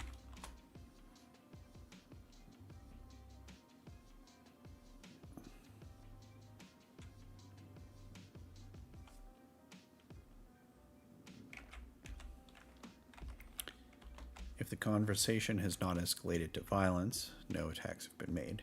The character may call diplomacy while continuing to speak. Once diplomacy is stated, the target gains the distracted condition.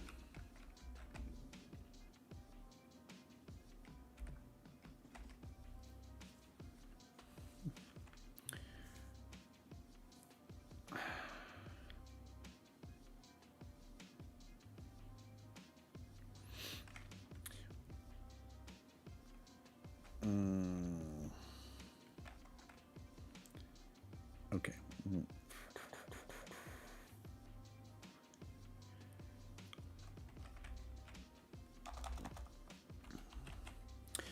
Once diplomacy is stated, all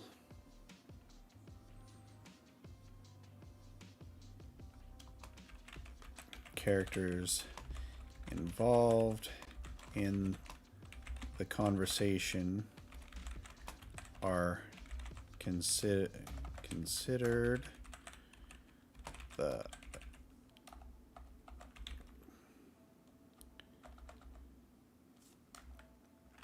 targets and gain the distracted condition.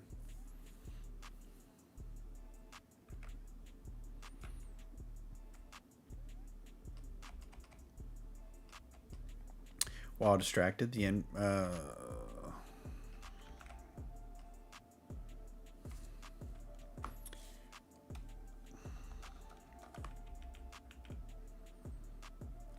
While distracted, the character must maintain the conversation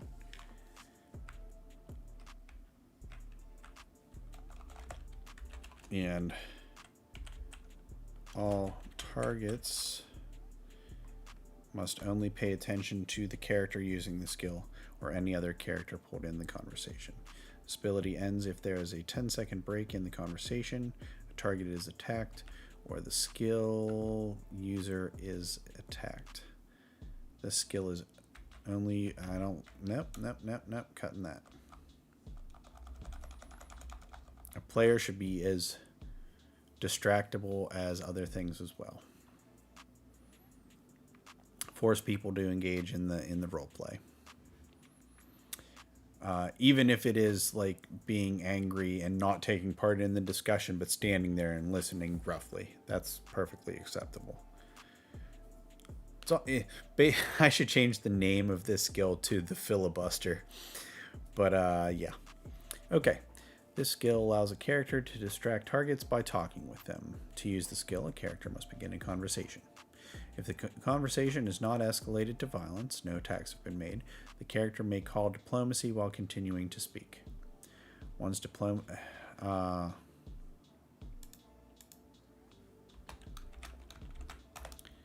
and out of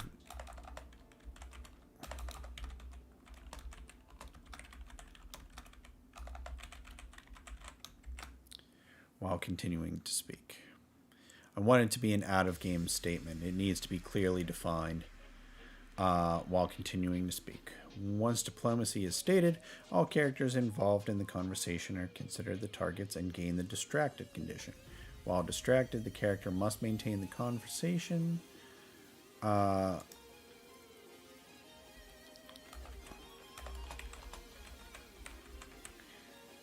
While distracted, the character and targets must maintain the conversation, and all targets must only pay attention to the character using the skill or any other character pulled into the conversation.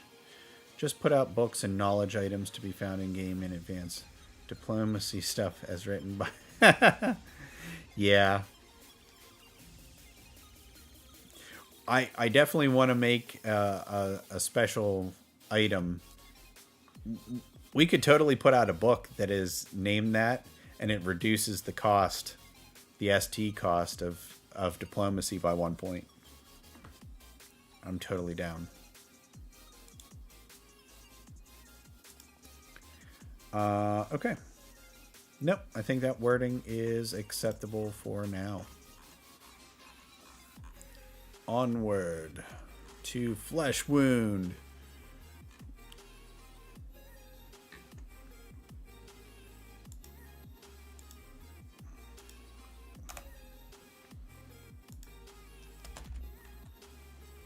Okay. CP cost of Flesh Wound is waffles. Waffles, ho! 15 for group, or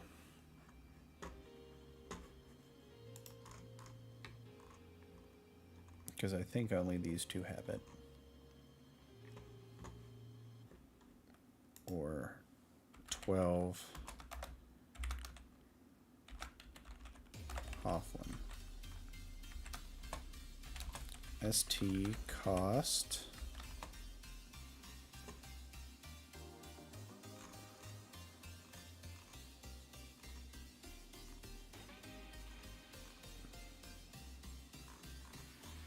$4 and $2, if I remember correctly.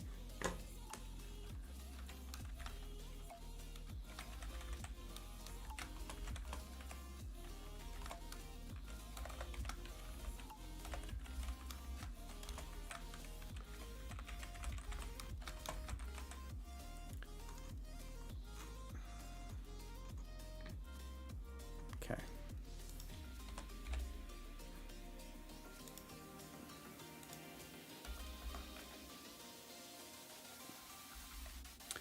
Okay. Flesh Wound. This have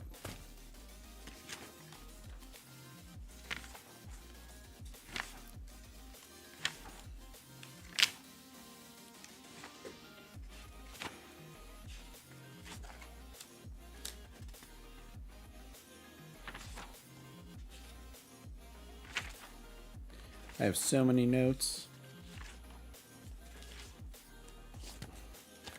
Half of them aren't useful, but I have so many notes.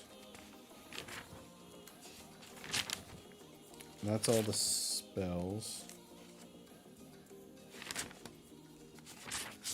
Okay. Maybe I have it on this one. French fries sound good too.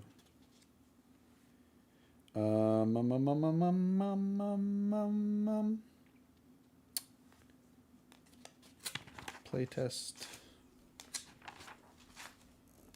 Colors. Okay. Yep.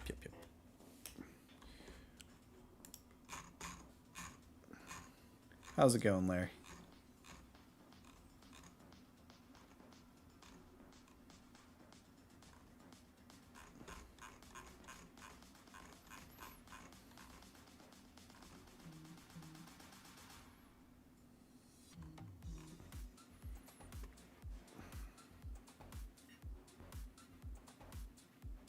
Okay.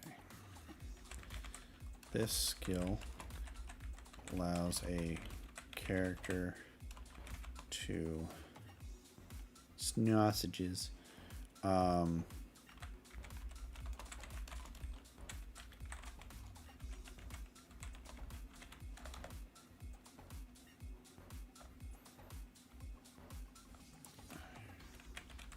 To take a glancing blow from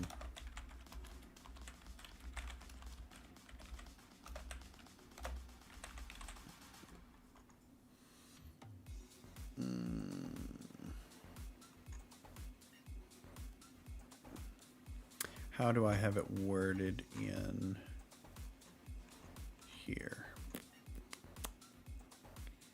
Direct combat. It should be the group combat one.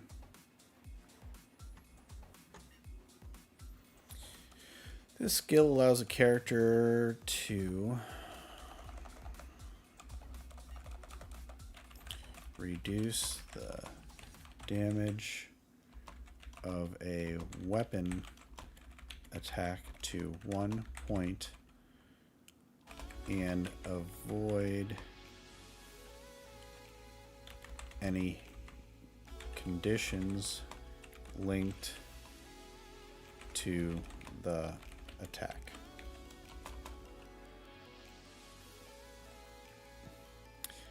Doing well, been here for a bit. I mostly just listen. Hey, all good, man. All good. I appreciate you looking out and listening. And if you got anything that you want to ask questions on, feel free. But hanging out and watching, that helps too. Okay. No, that's great. I have a couple of players that played at different games with me before that are interested in helping out, and I'm getting the art done, and I got a lot of stuff going on with it, so I'm super excited. And I hear the group chat keeps going, but I don't have time to check it. IR said Sherry cannot come because she needs to, she's got overtime that she has to put in, sadly, tomorrow. Makes me sad, but it is what it is. Where is...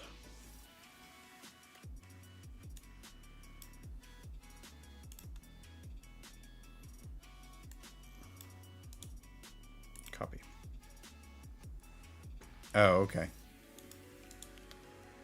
Fair enough.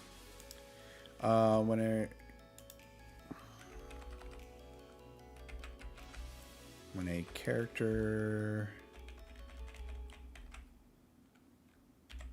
uses this skill, the appropriate call is resist.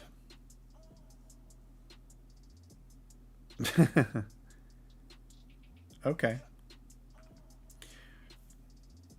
To reduce the amount of calls as much as possible, I'm thinking I'm just going to use resist as the call for any time an effect is negated or anything. Because it is the person that is using the skill to know what the skill does for them.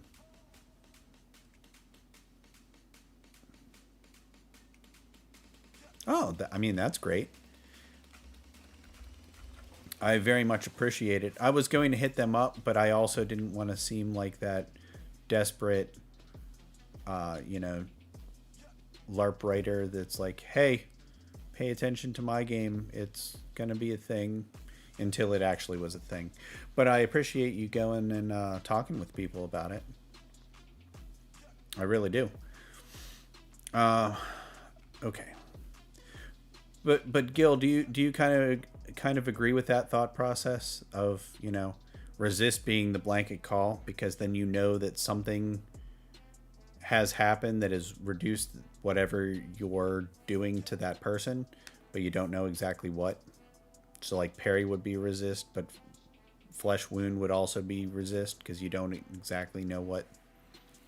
I kind of like that thought process.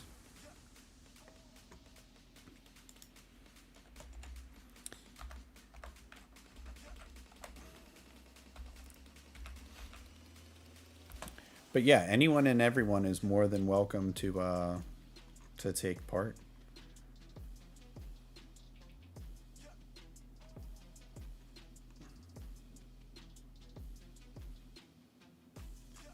What about KISS? I mean, if you want to dress up as a member from KISS, I mean, we could always have a reenactment of role models.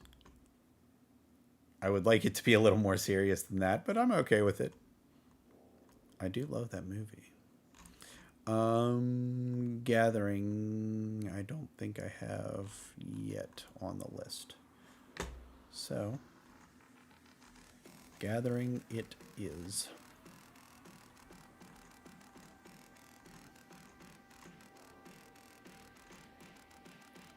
I have so many lists. It's great. I love multitasking. It is the best. Okay, CP cost of Gathering is 10 for... I don't remember which... Or 8 for Hofflin. ST cost is 1.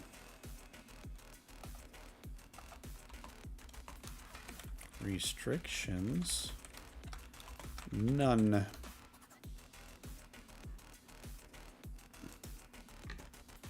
I have more lists than you. Mine are just not LARP related. I mean, that is very true. You have so many lists, it's not even funny. This skill allows a character to gather components for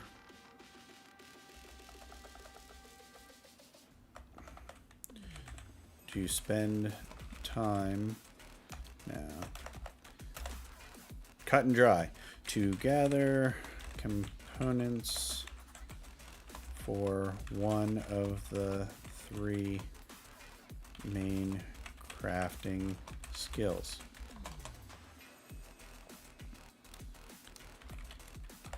The character must spend 30 minutes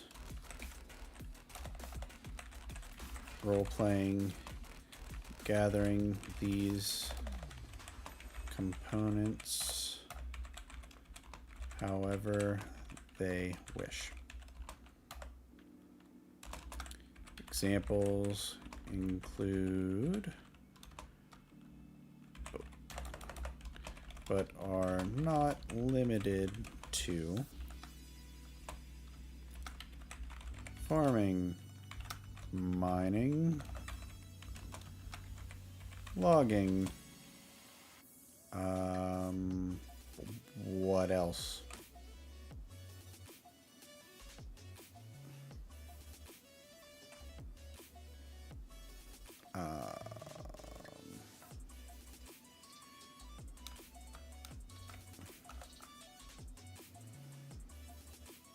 Foraging.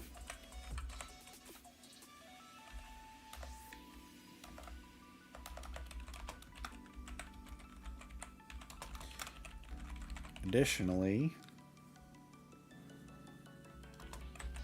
players may use this time to gather loose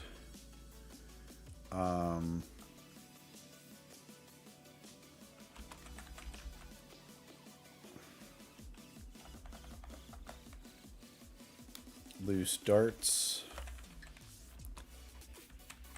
spell packs,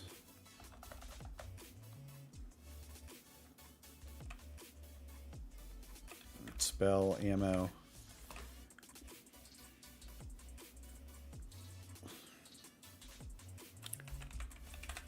litter,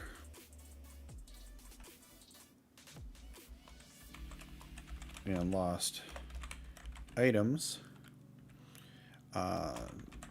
to keep the game site clean and organized.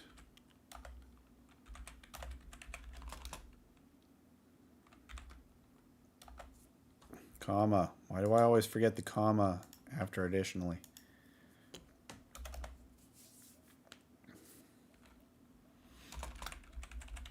Following this time period.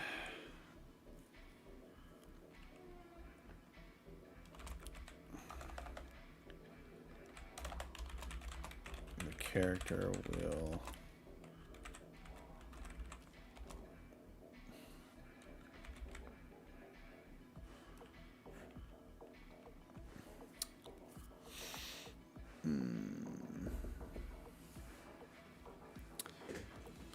Okay, guys, here's a question. So, in Dead Legends, they had their in-game, like, storefront slash I get info here slash I do trading with the trading post. It basically was all like a trading post area. What should we call it for this game? Because I want to have a... Here's a noun.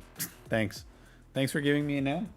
But what should we call that kind of in-game location where you can do all of the in-game stuff without going to NPC Shack and bugging them?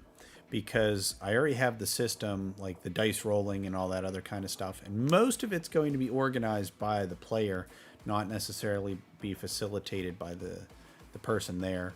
And I don't want to have a whole like trading post, you turn in coin and you can rob the trading post. And those mechanics are just crazy. I don't think it's necessary.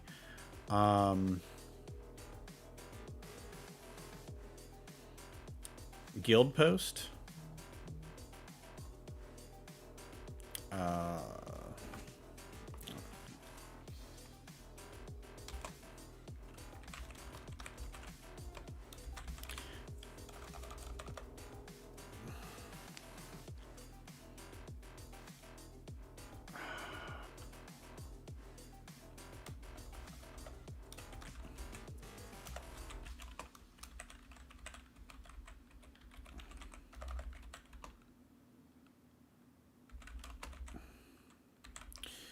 Guild representative. I'll use that right now as the whole thought process. Okay. Market.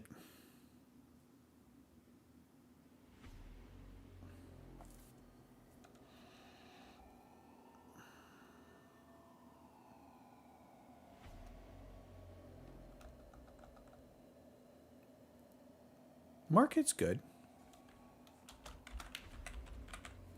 It's vague, and yeah, you can use that for multiple different things.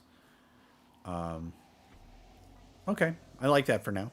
Following this time period, the character will return to the market to make a percentile dice roll to determine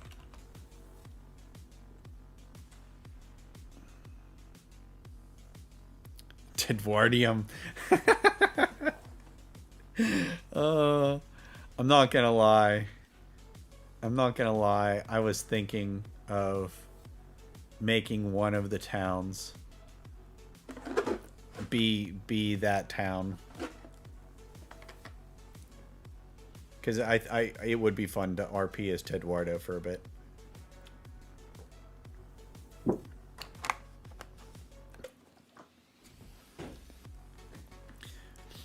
Definitely, if we use Lambeck, I want to have that be the port city of Nialo, which is right across the coast from Gebetto. Plus, it has that cool thought process of hearkening back to Stormsport, which I miss very much so. But, okay. Following this time period, the character will turn to the market to make a percentile dice roll to determine the rarity and amount of components found.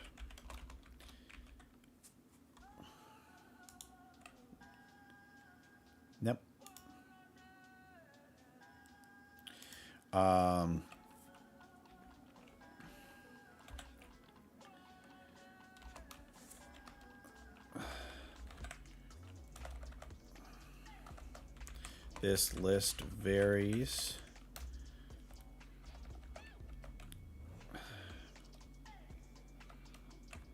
This role may be modified by a number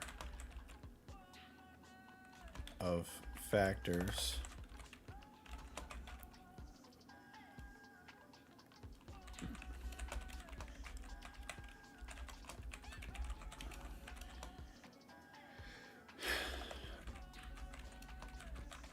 to the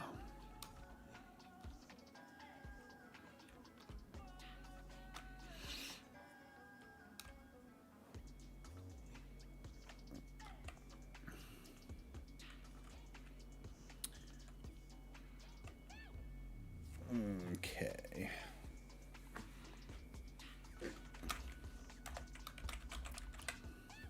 This role may be modified by a number of factors, but will be clearly defined every event to the vendor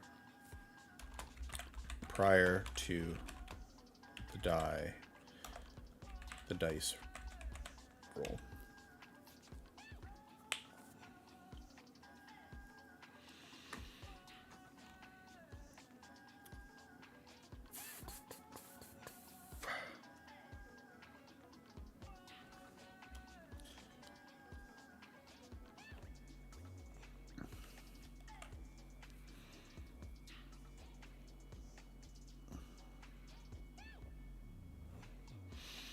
Okay, I think that's fairly clear. Immune Entangle.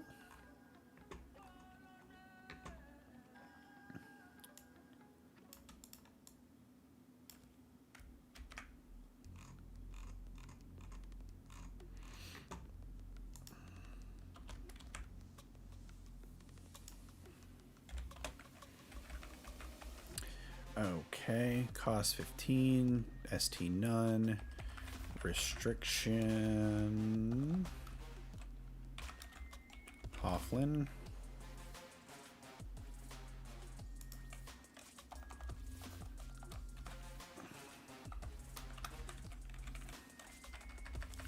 I erased the wrong word because I'm dumb sometimes. Entangle. Okay, to purchase this skill, the character must already have purchased the resist entangle skill. This skill allows a character to become immune to the entangle condition.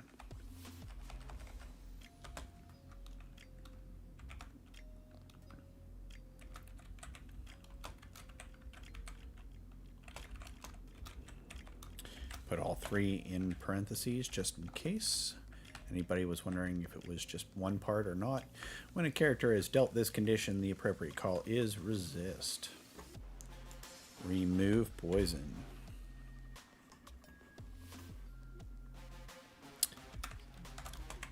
CP cost 10. ST cost 1. Restrictions.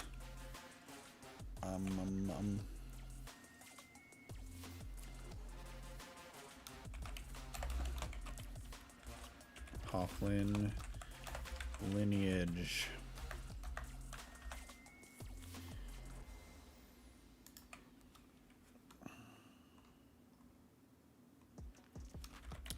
This skill allows a character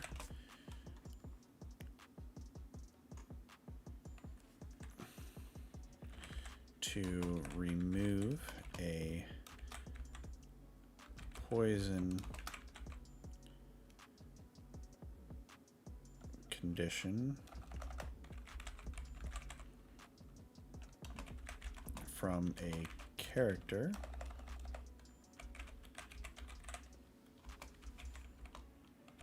by sacrificing a component.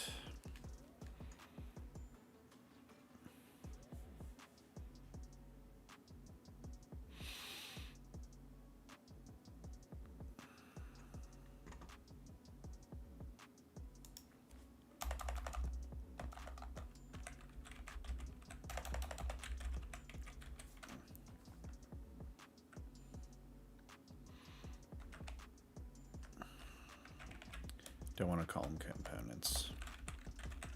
They're resources.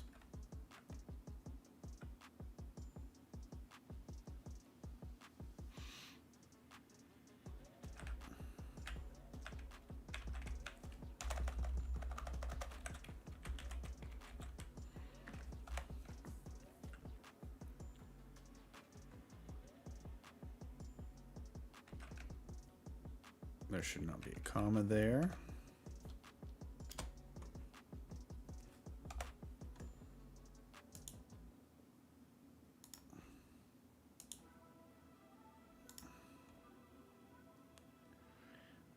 Okay, tangle.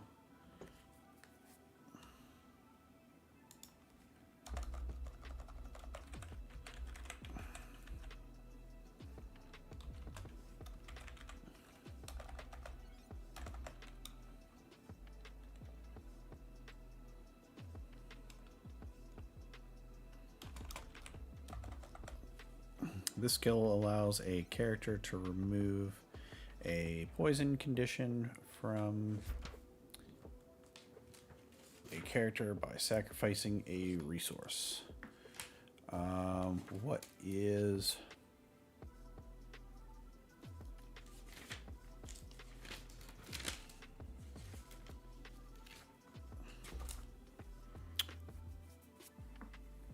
Let's see.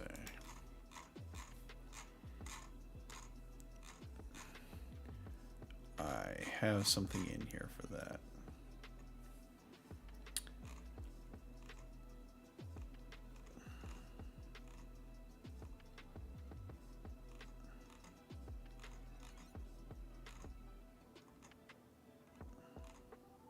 How many pages am I at? 6 pages. That's not bad. Doing pretty good. Charmed, dazed, dominate, dying, entangled, harm, heal.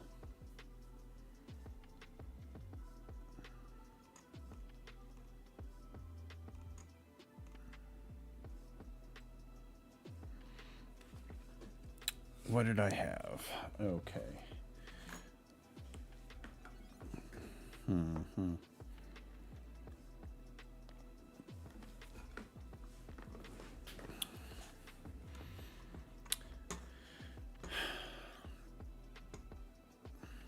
This skill allows a character to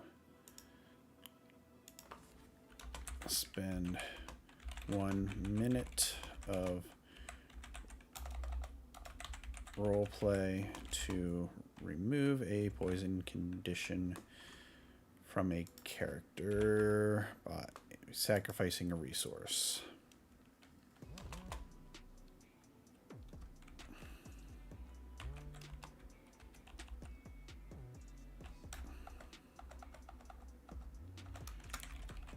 When a character uses this wording. This skill, the call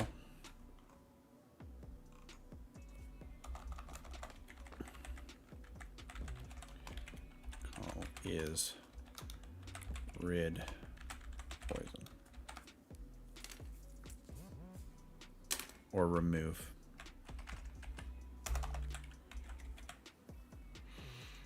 We'll go with remove for now.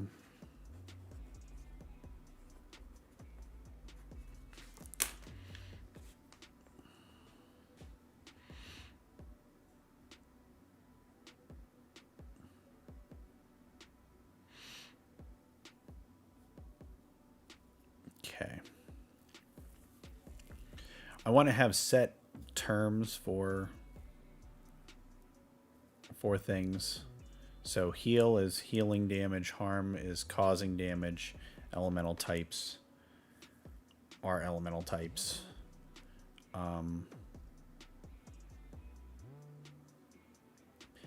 Because I want the spell casting, the incants to be fairly easy to follow. Resist Entangle. I keep seeing something out of the corner of my eye, which is my camera over there, so I apologize. Just randomly look in that direction. Copy. I know, how dare I look at something. Paste. Unbold. This skill allows a character to resist the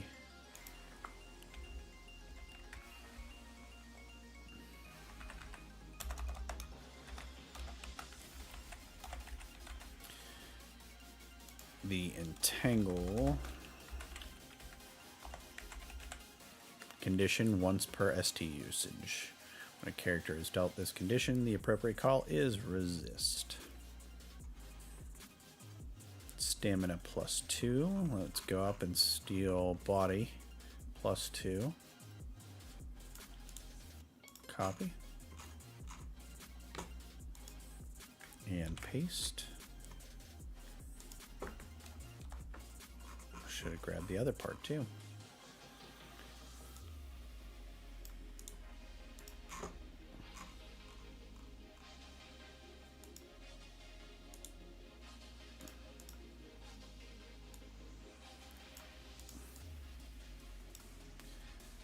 And bold it. And Hofflin it.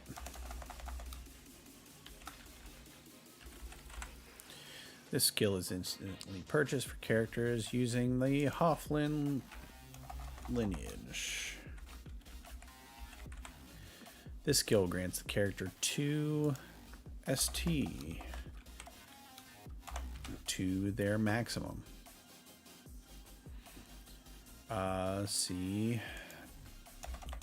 stamina on page blah for more info. Thrown weapon, CP cost.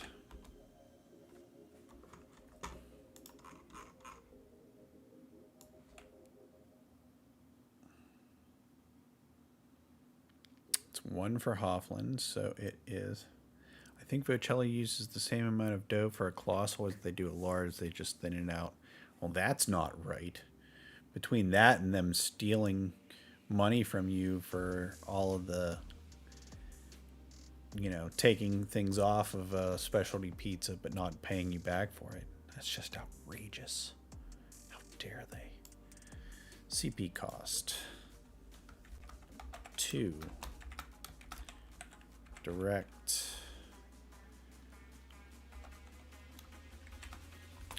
Or 1. Hofflin. ST. Cost. None. Restrictions.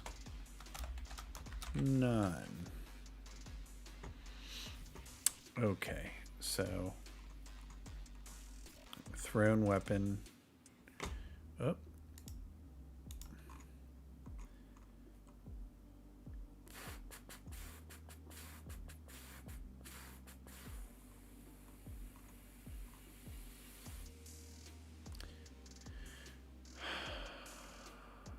Did I do or did I do? I didn't. Okay.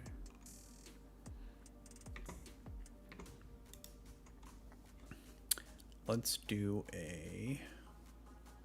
Can I do a search? Oh gosh, I just broke it.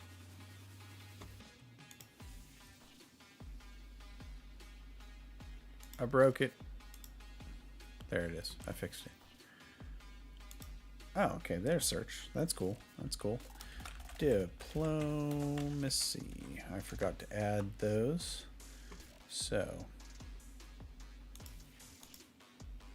diplomacy is on merchant.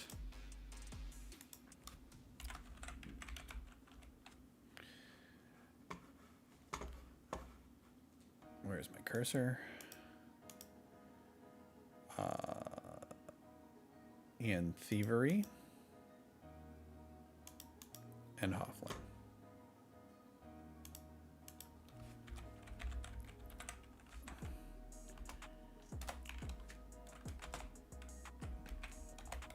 Okay.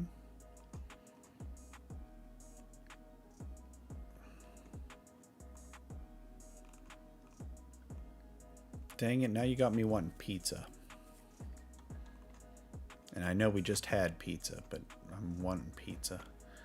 Okay, let's look for gathering now, because I forgot to add that too. It should just be in Hofflin and Merchant. Okay, now it's Craftsman.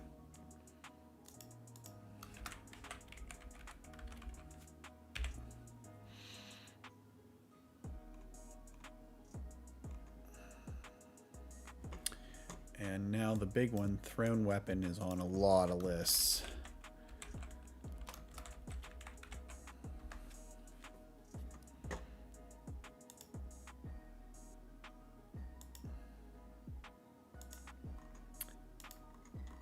Thrown Weapon is on Unarmed.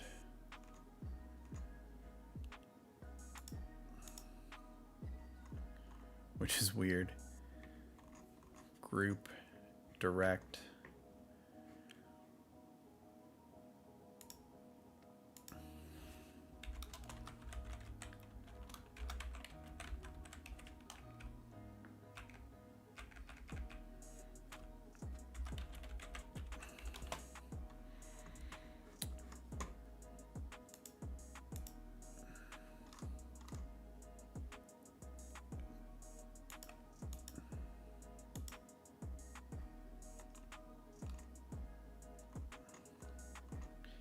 Kinfolk and Hofflin.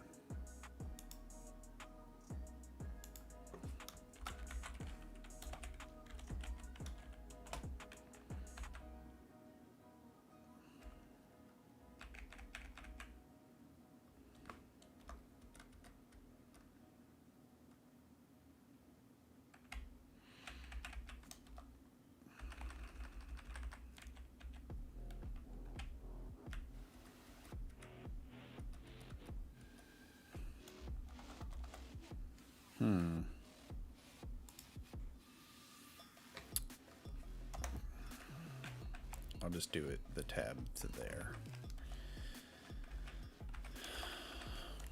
Okay.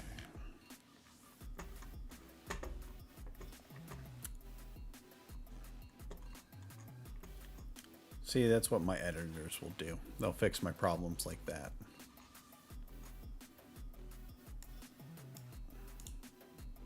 Copy.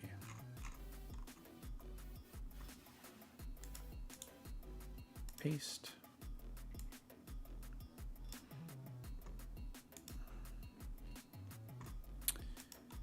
The skill allows a character to be proficient in the use of thrown weapons. See proficiency on page blah. Adaptable.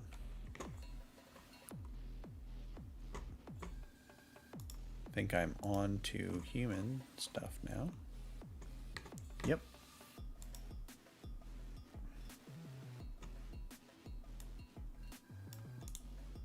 Copy.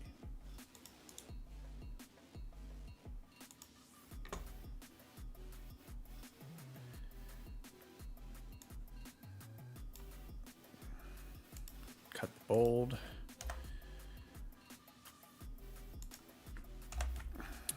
None restriction is human. What? Humans actually have lineage stuff? Yes, they do. Makes me very happy. This skill is instantly purchased for characters using the human lineage. Human. This skill grants the character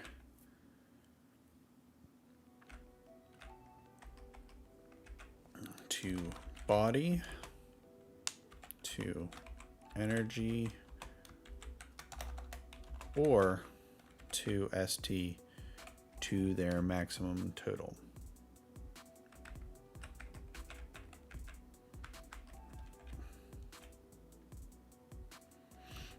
They may only choose one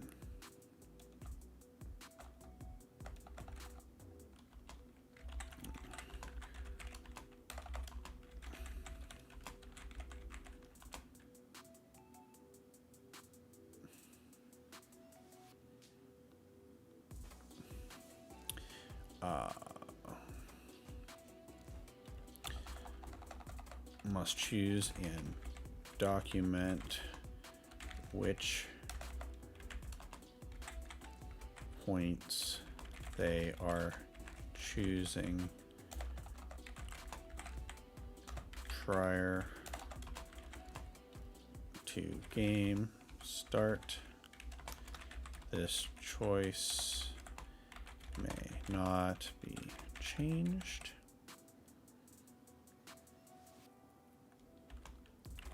through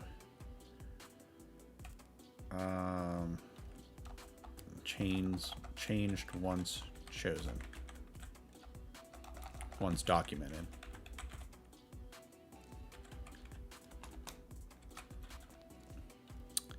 See body.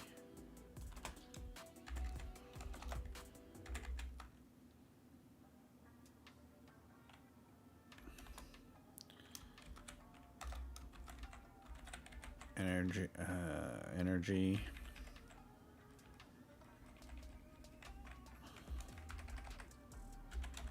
stamina,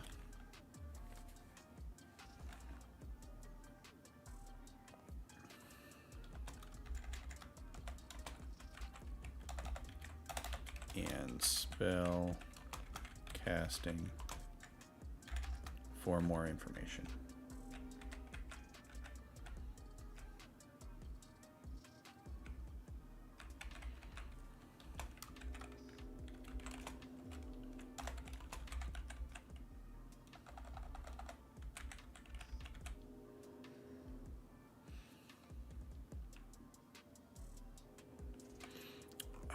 How did I word that in energy?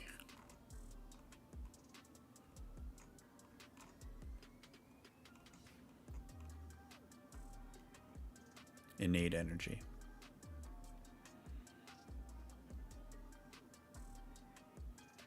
Two spells available on spell list.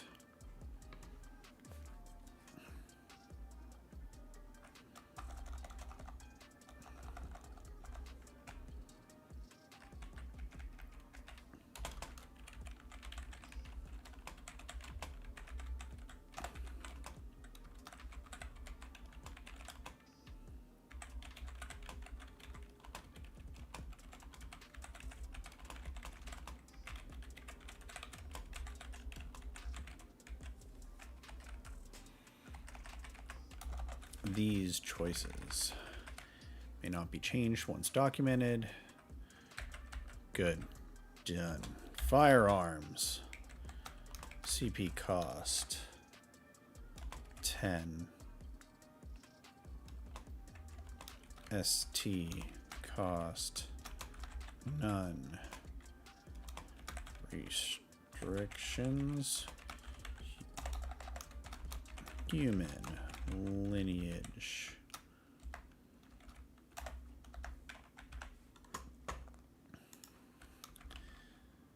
This skill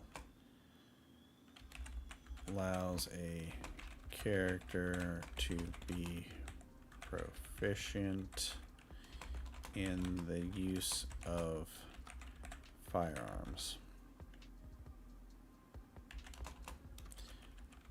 Additionally, this skill grants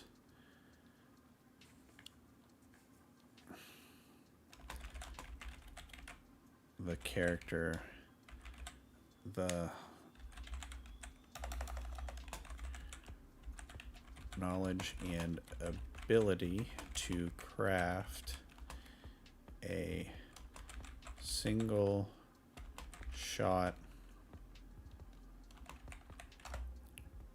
firearm without the use of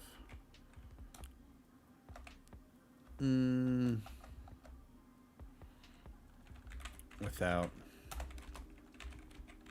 having the appropriate crafting skills.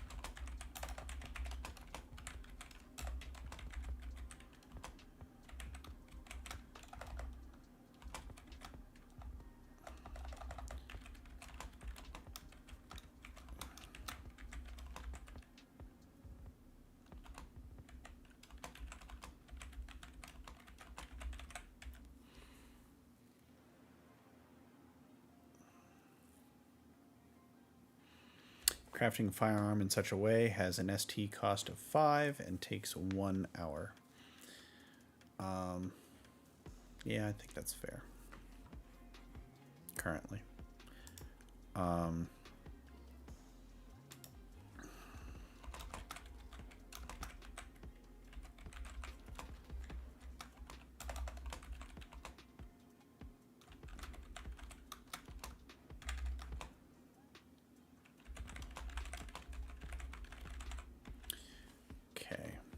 So I'm going to have the base firearm cost on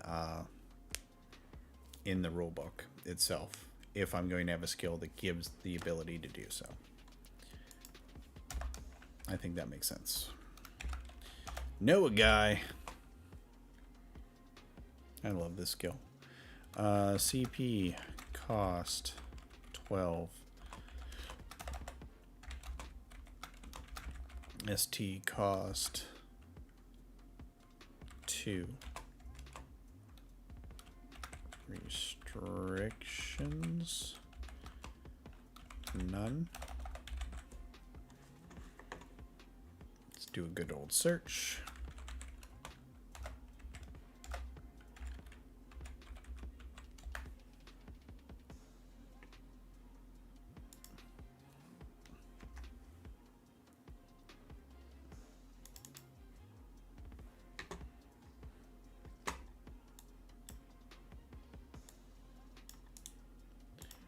Fine, I'll do it this way.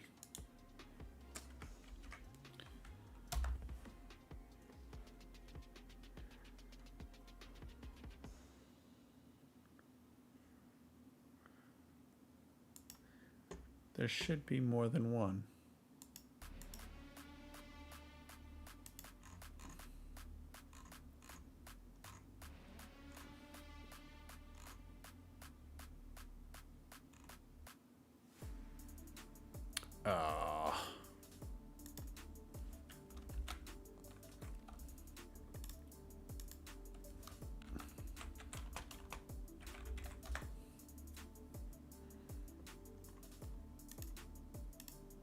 Well, that'll need changed.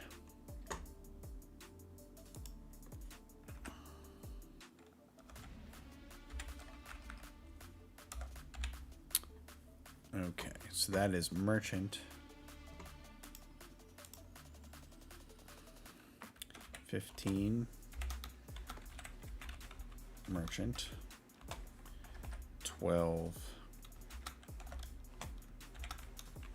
human.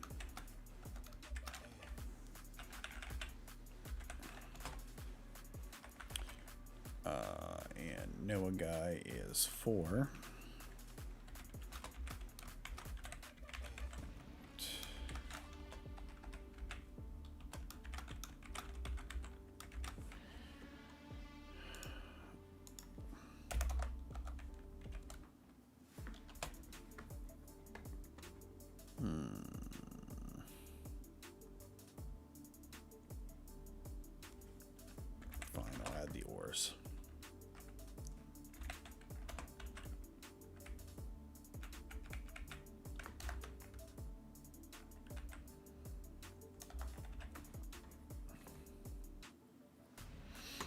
Okay, I got 10 minutes left before it is bedtime because I got D&D tomorrow. So if anybody has any final questions or comments, feel free, throw them out. Otherwise, I'm just still working. But I got a good bit done. I'm up to 7 pages now here, which isn't bad. It takes a lot of work to do this stuff, so I don't think I'm doing poorly. I think I'm doing pretty well. Okay. Close that. Do I have already a description here?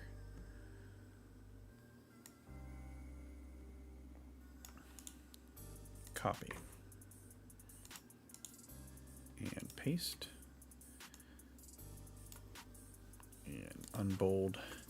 Okay, this skill allows a character to speak with plot, to petition for access to information, items, or materials through an acquaintance or friend of a friend.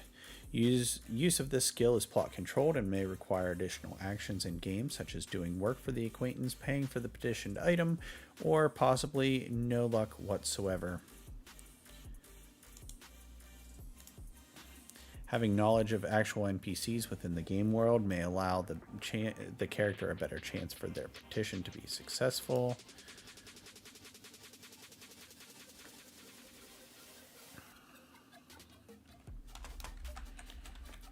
Plot may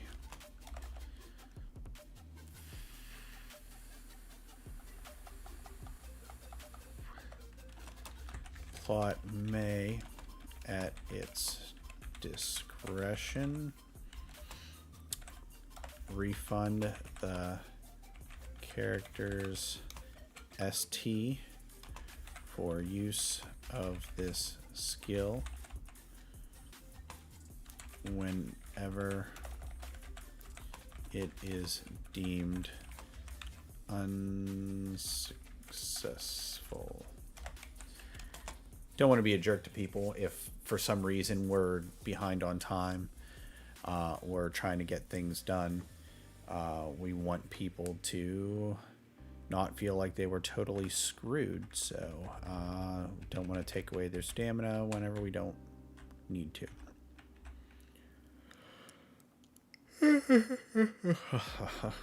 Medical training.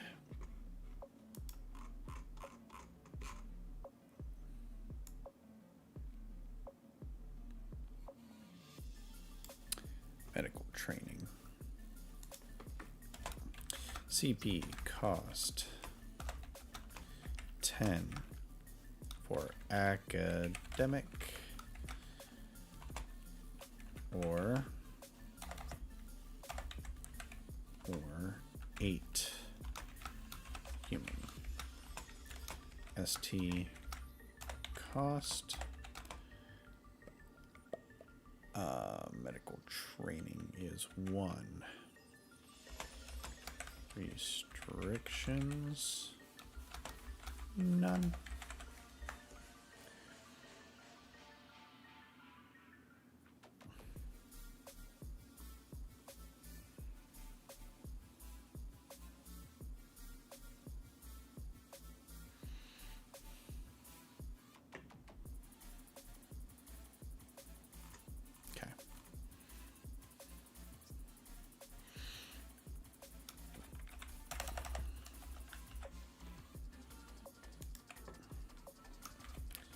This skill allows a character to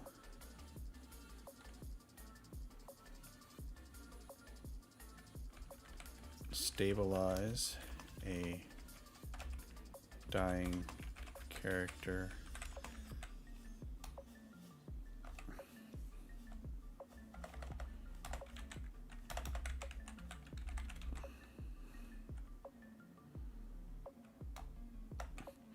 This skill allows a character to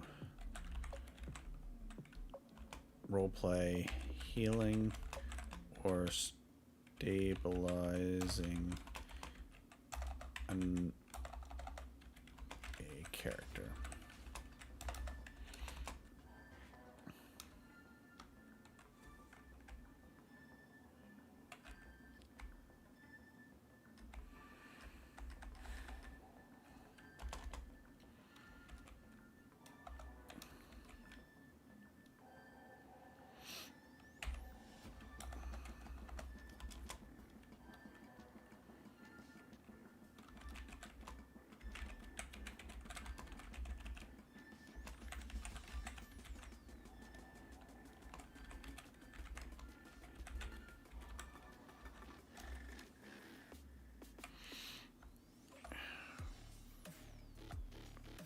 Okay. This skill allows a character to stabilize a dying character or heal an injured character over time. All the Martial Regiment feats are in Beyond. I didn't add any from outside the group type because I need feedback from. Totally understandable. That is totally fair. This skill allows a character to allows a character to stabilize a dying character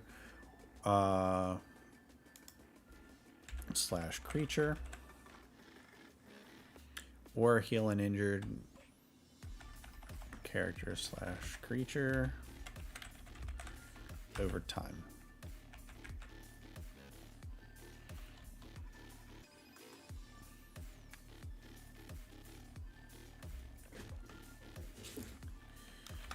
To stabilize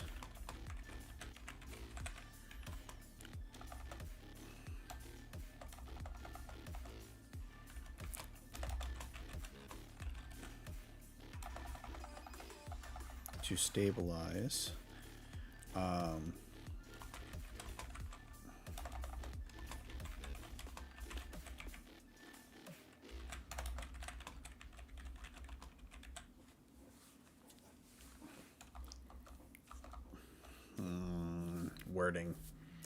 I think this is a frustrating one that's going to take me a while, so I should probably not work on this one right this second. Basically, it's you take time and you have to role play it. You can't just sit there and tap somebody. I hate that.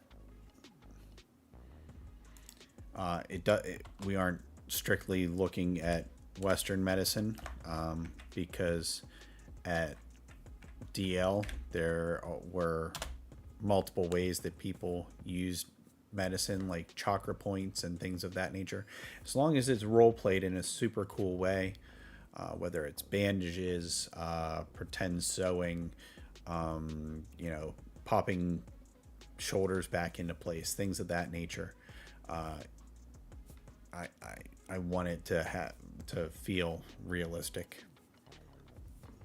Scientific research, I can just copy one of the other research skills. Let's just grab magical research, copy, and paste, and unbold, and replace with human.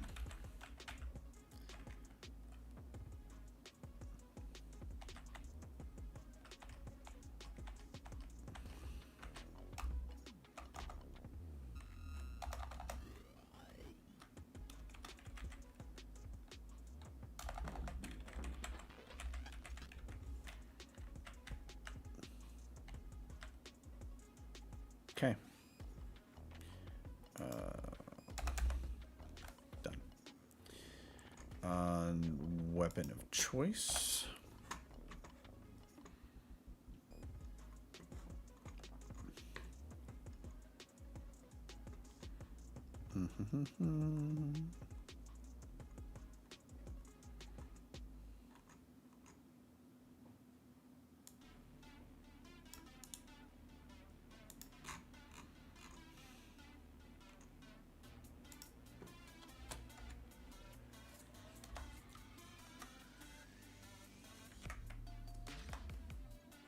And weapon choice.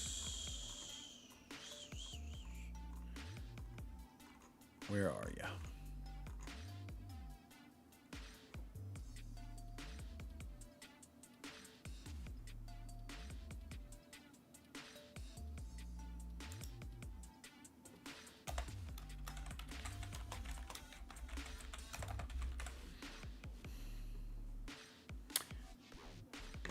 Okay.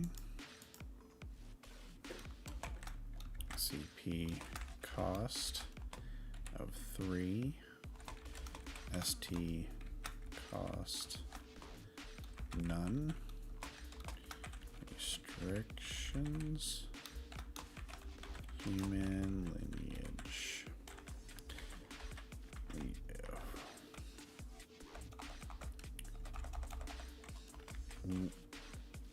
One chosen weapon type from the following list.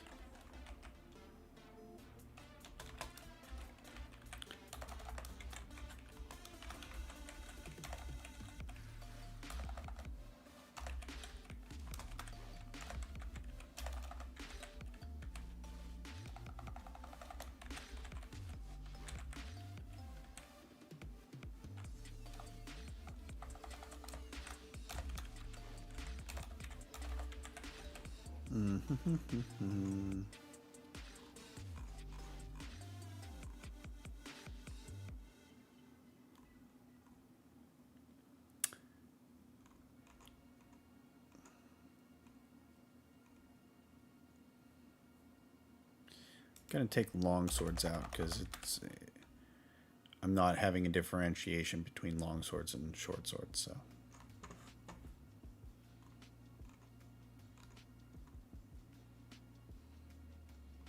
Okay.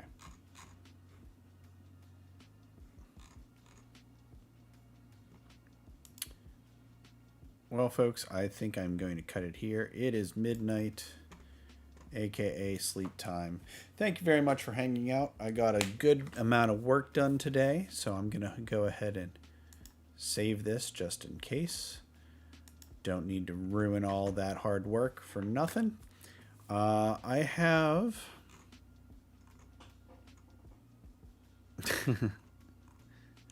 yeah, I mean, basically, yeah, I agree.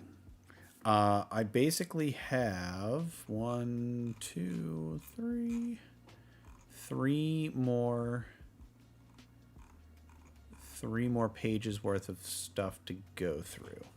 However, some of these are double, so I'm gonna actually go through after I shut down the stream and cut out all the ones that I've already done, and make sure I don't have any doubles, and go from there. But thank you very much, folks. I stream on Mondays, Wednesdays, and Fridays. Monday, hopefully, if I'm feeling up to it, Gil and I will be playing on Minecraft. It's been a long while, but we'll get some play in there.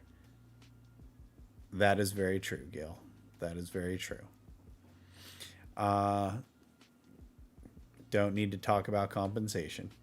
But yeah, so Wednesday, next Wednesday, I will probably be working on more of this. Yeah. And then the following Friday, hopefully I will be finishing up all the rest of the rules and I will be done with the document. We'll see how it goes. I'm hoping.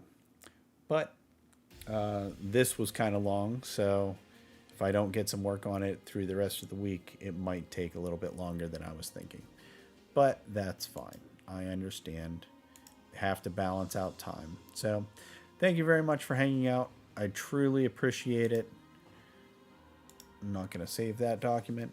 Thank you for everybody who like and subscribe. Insert euphemism.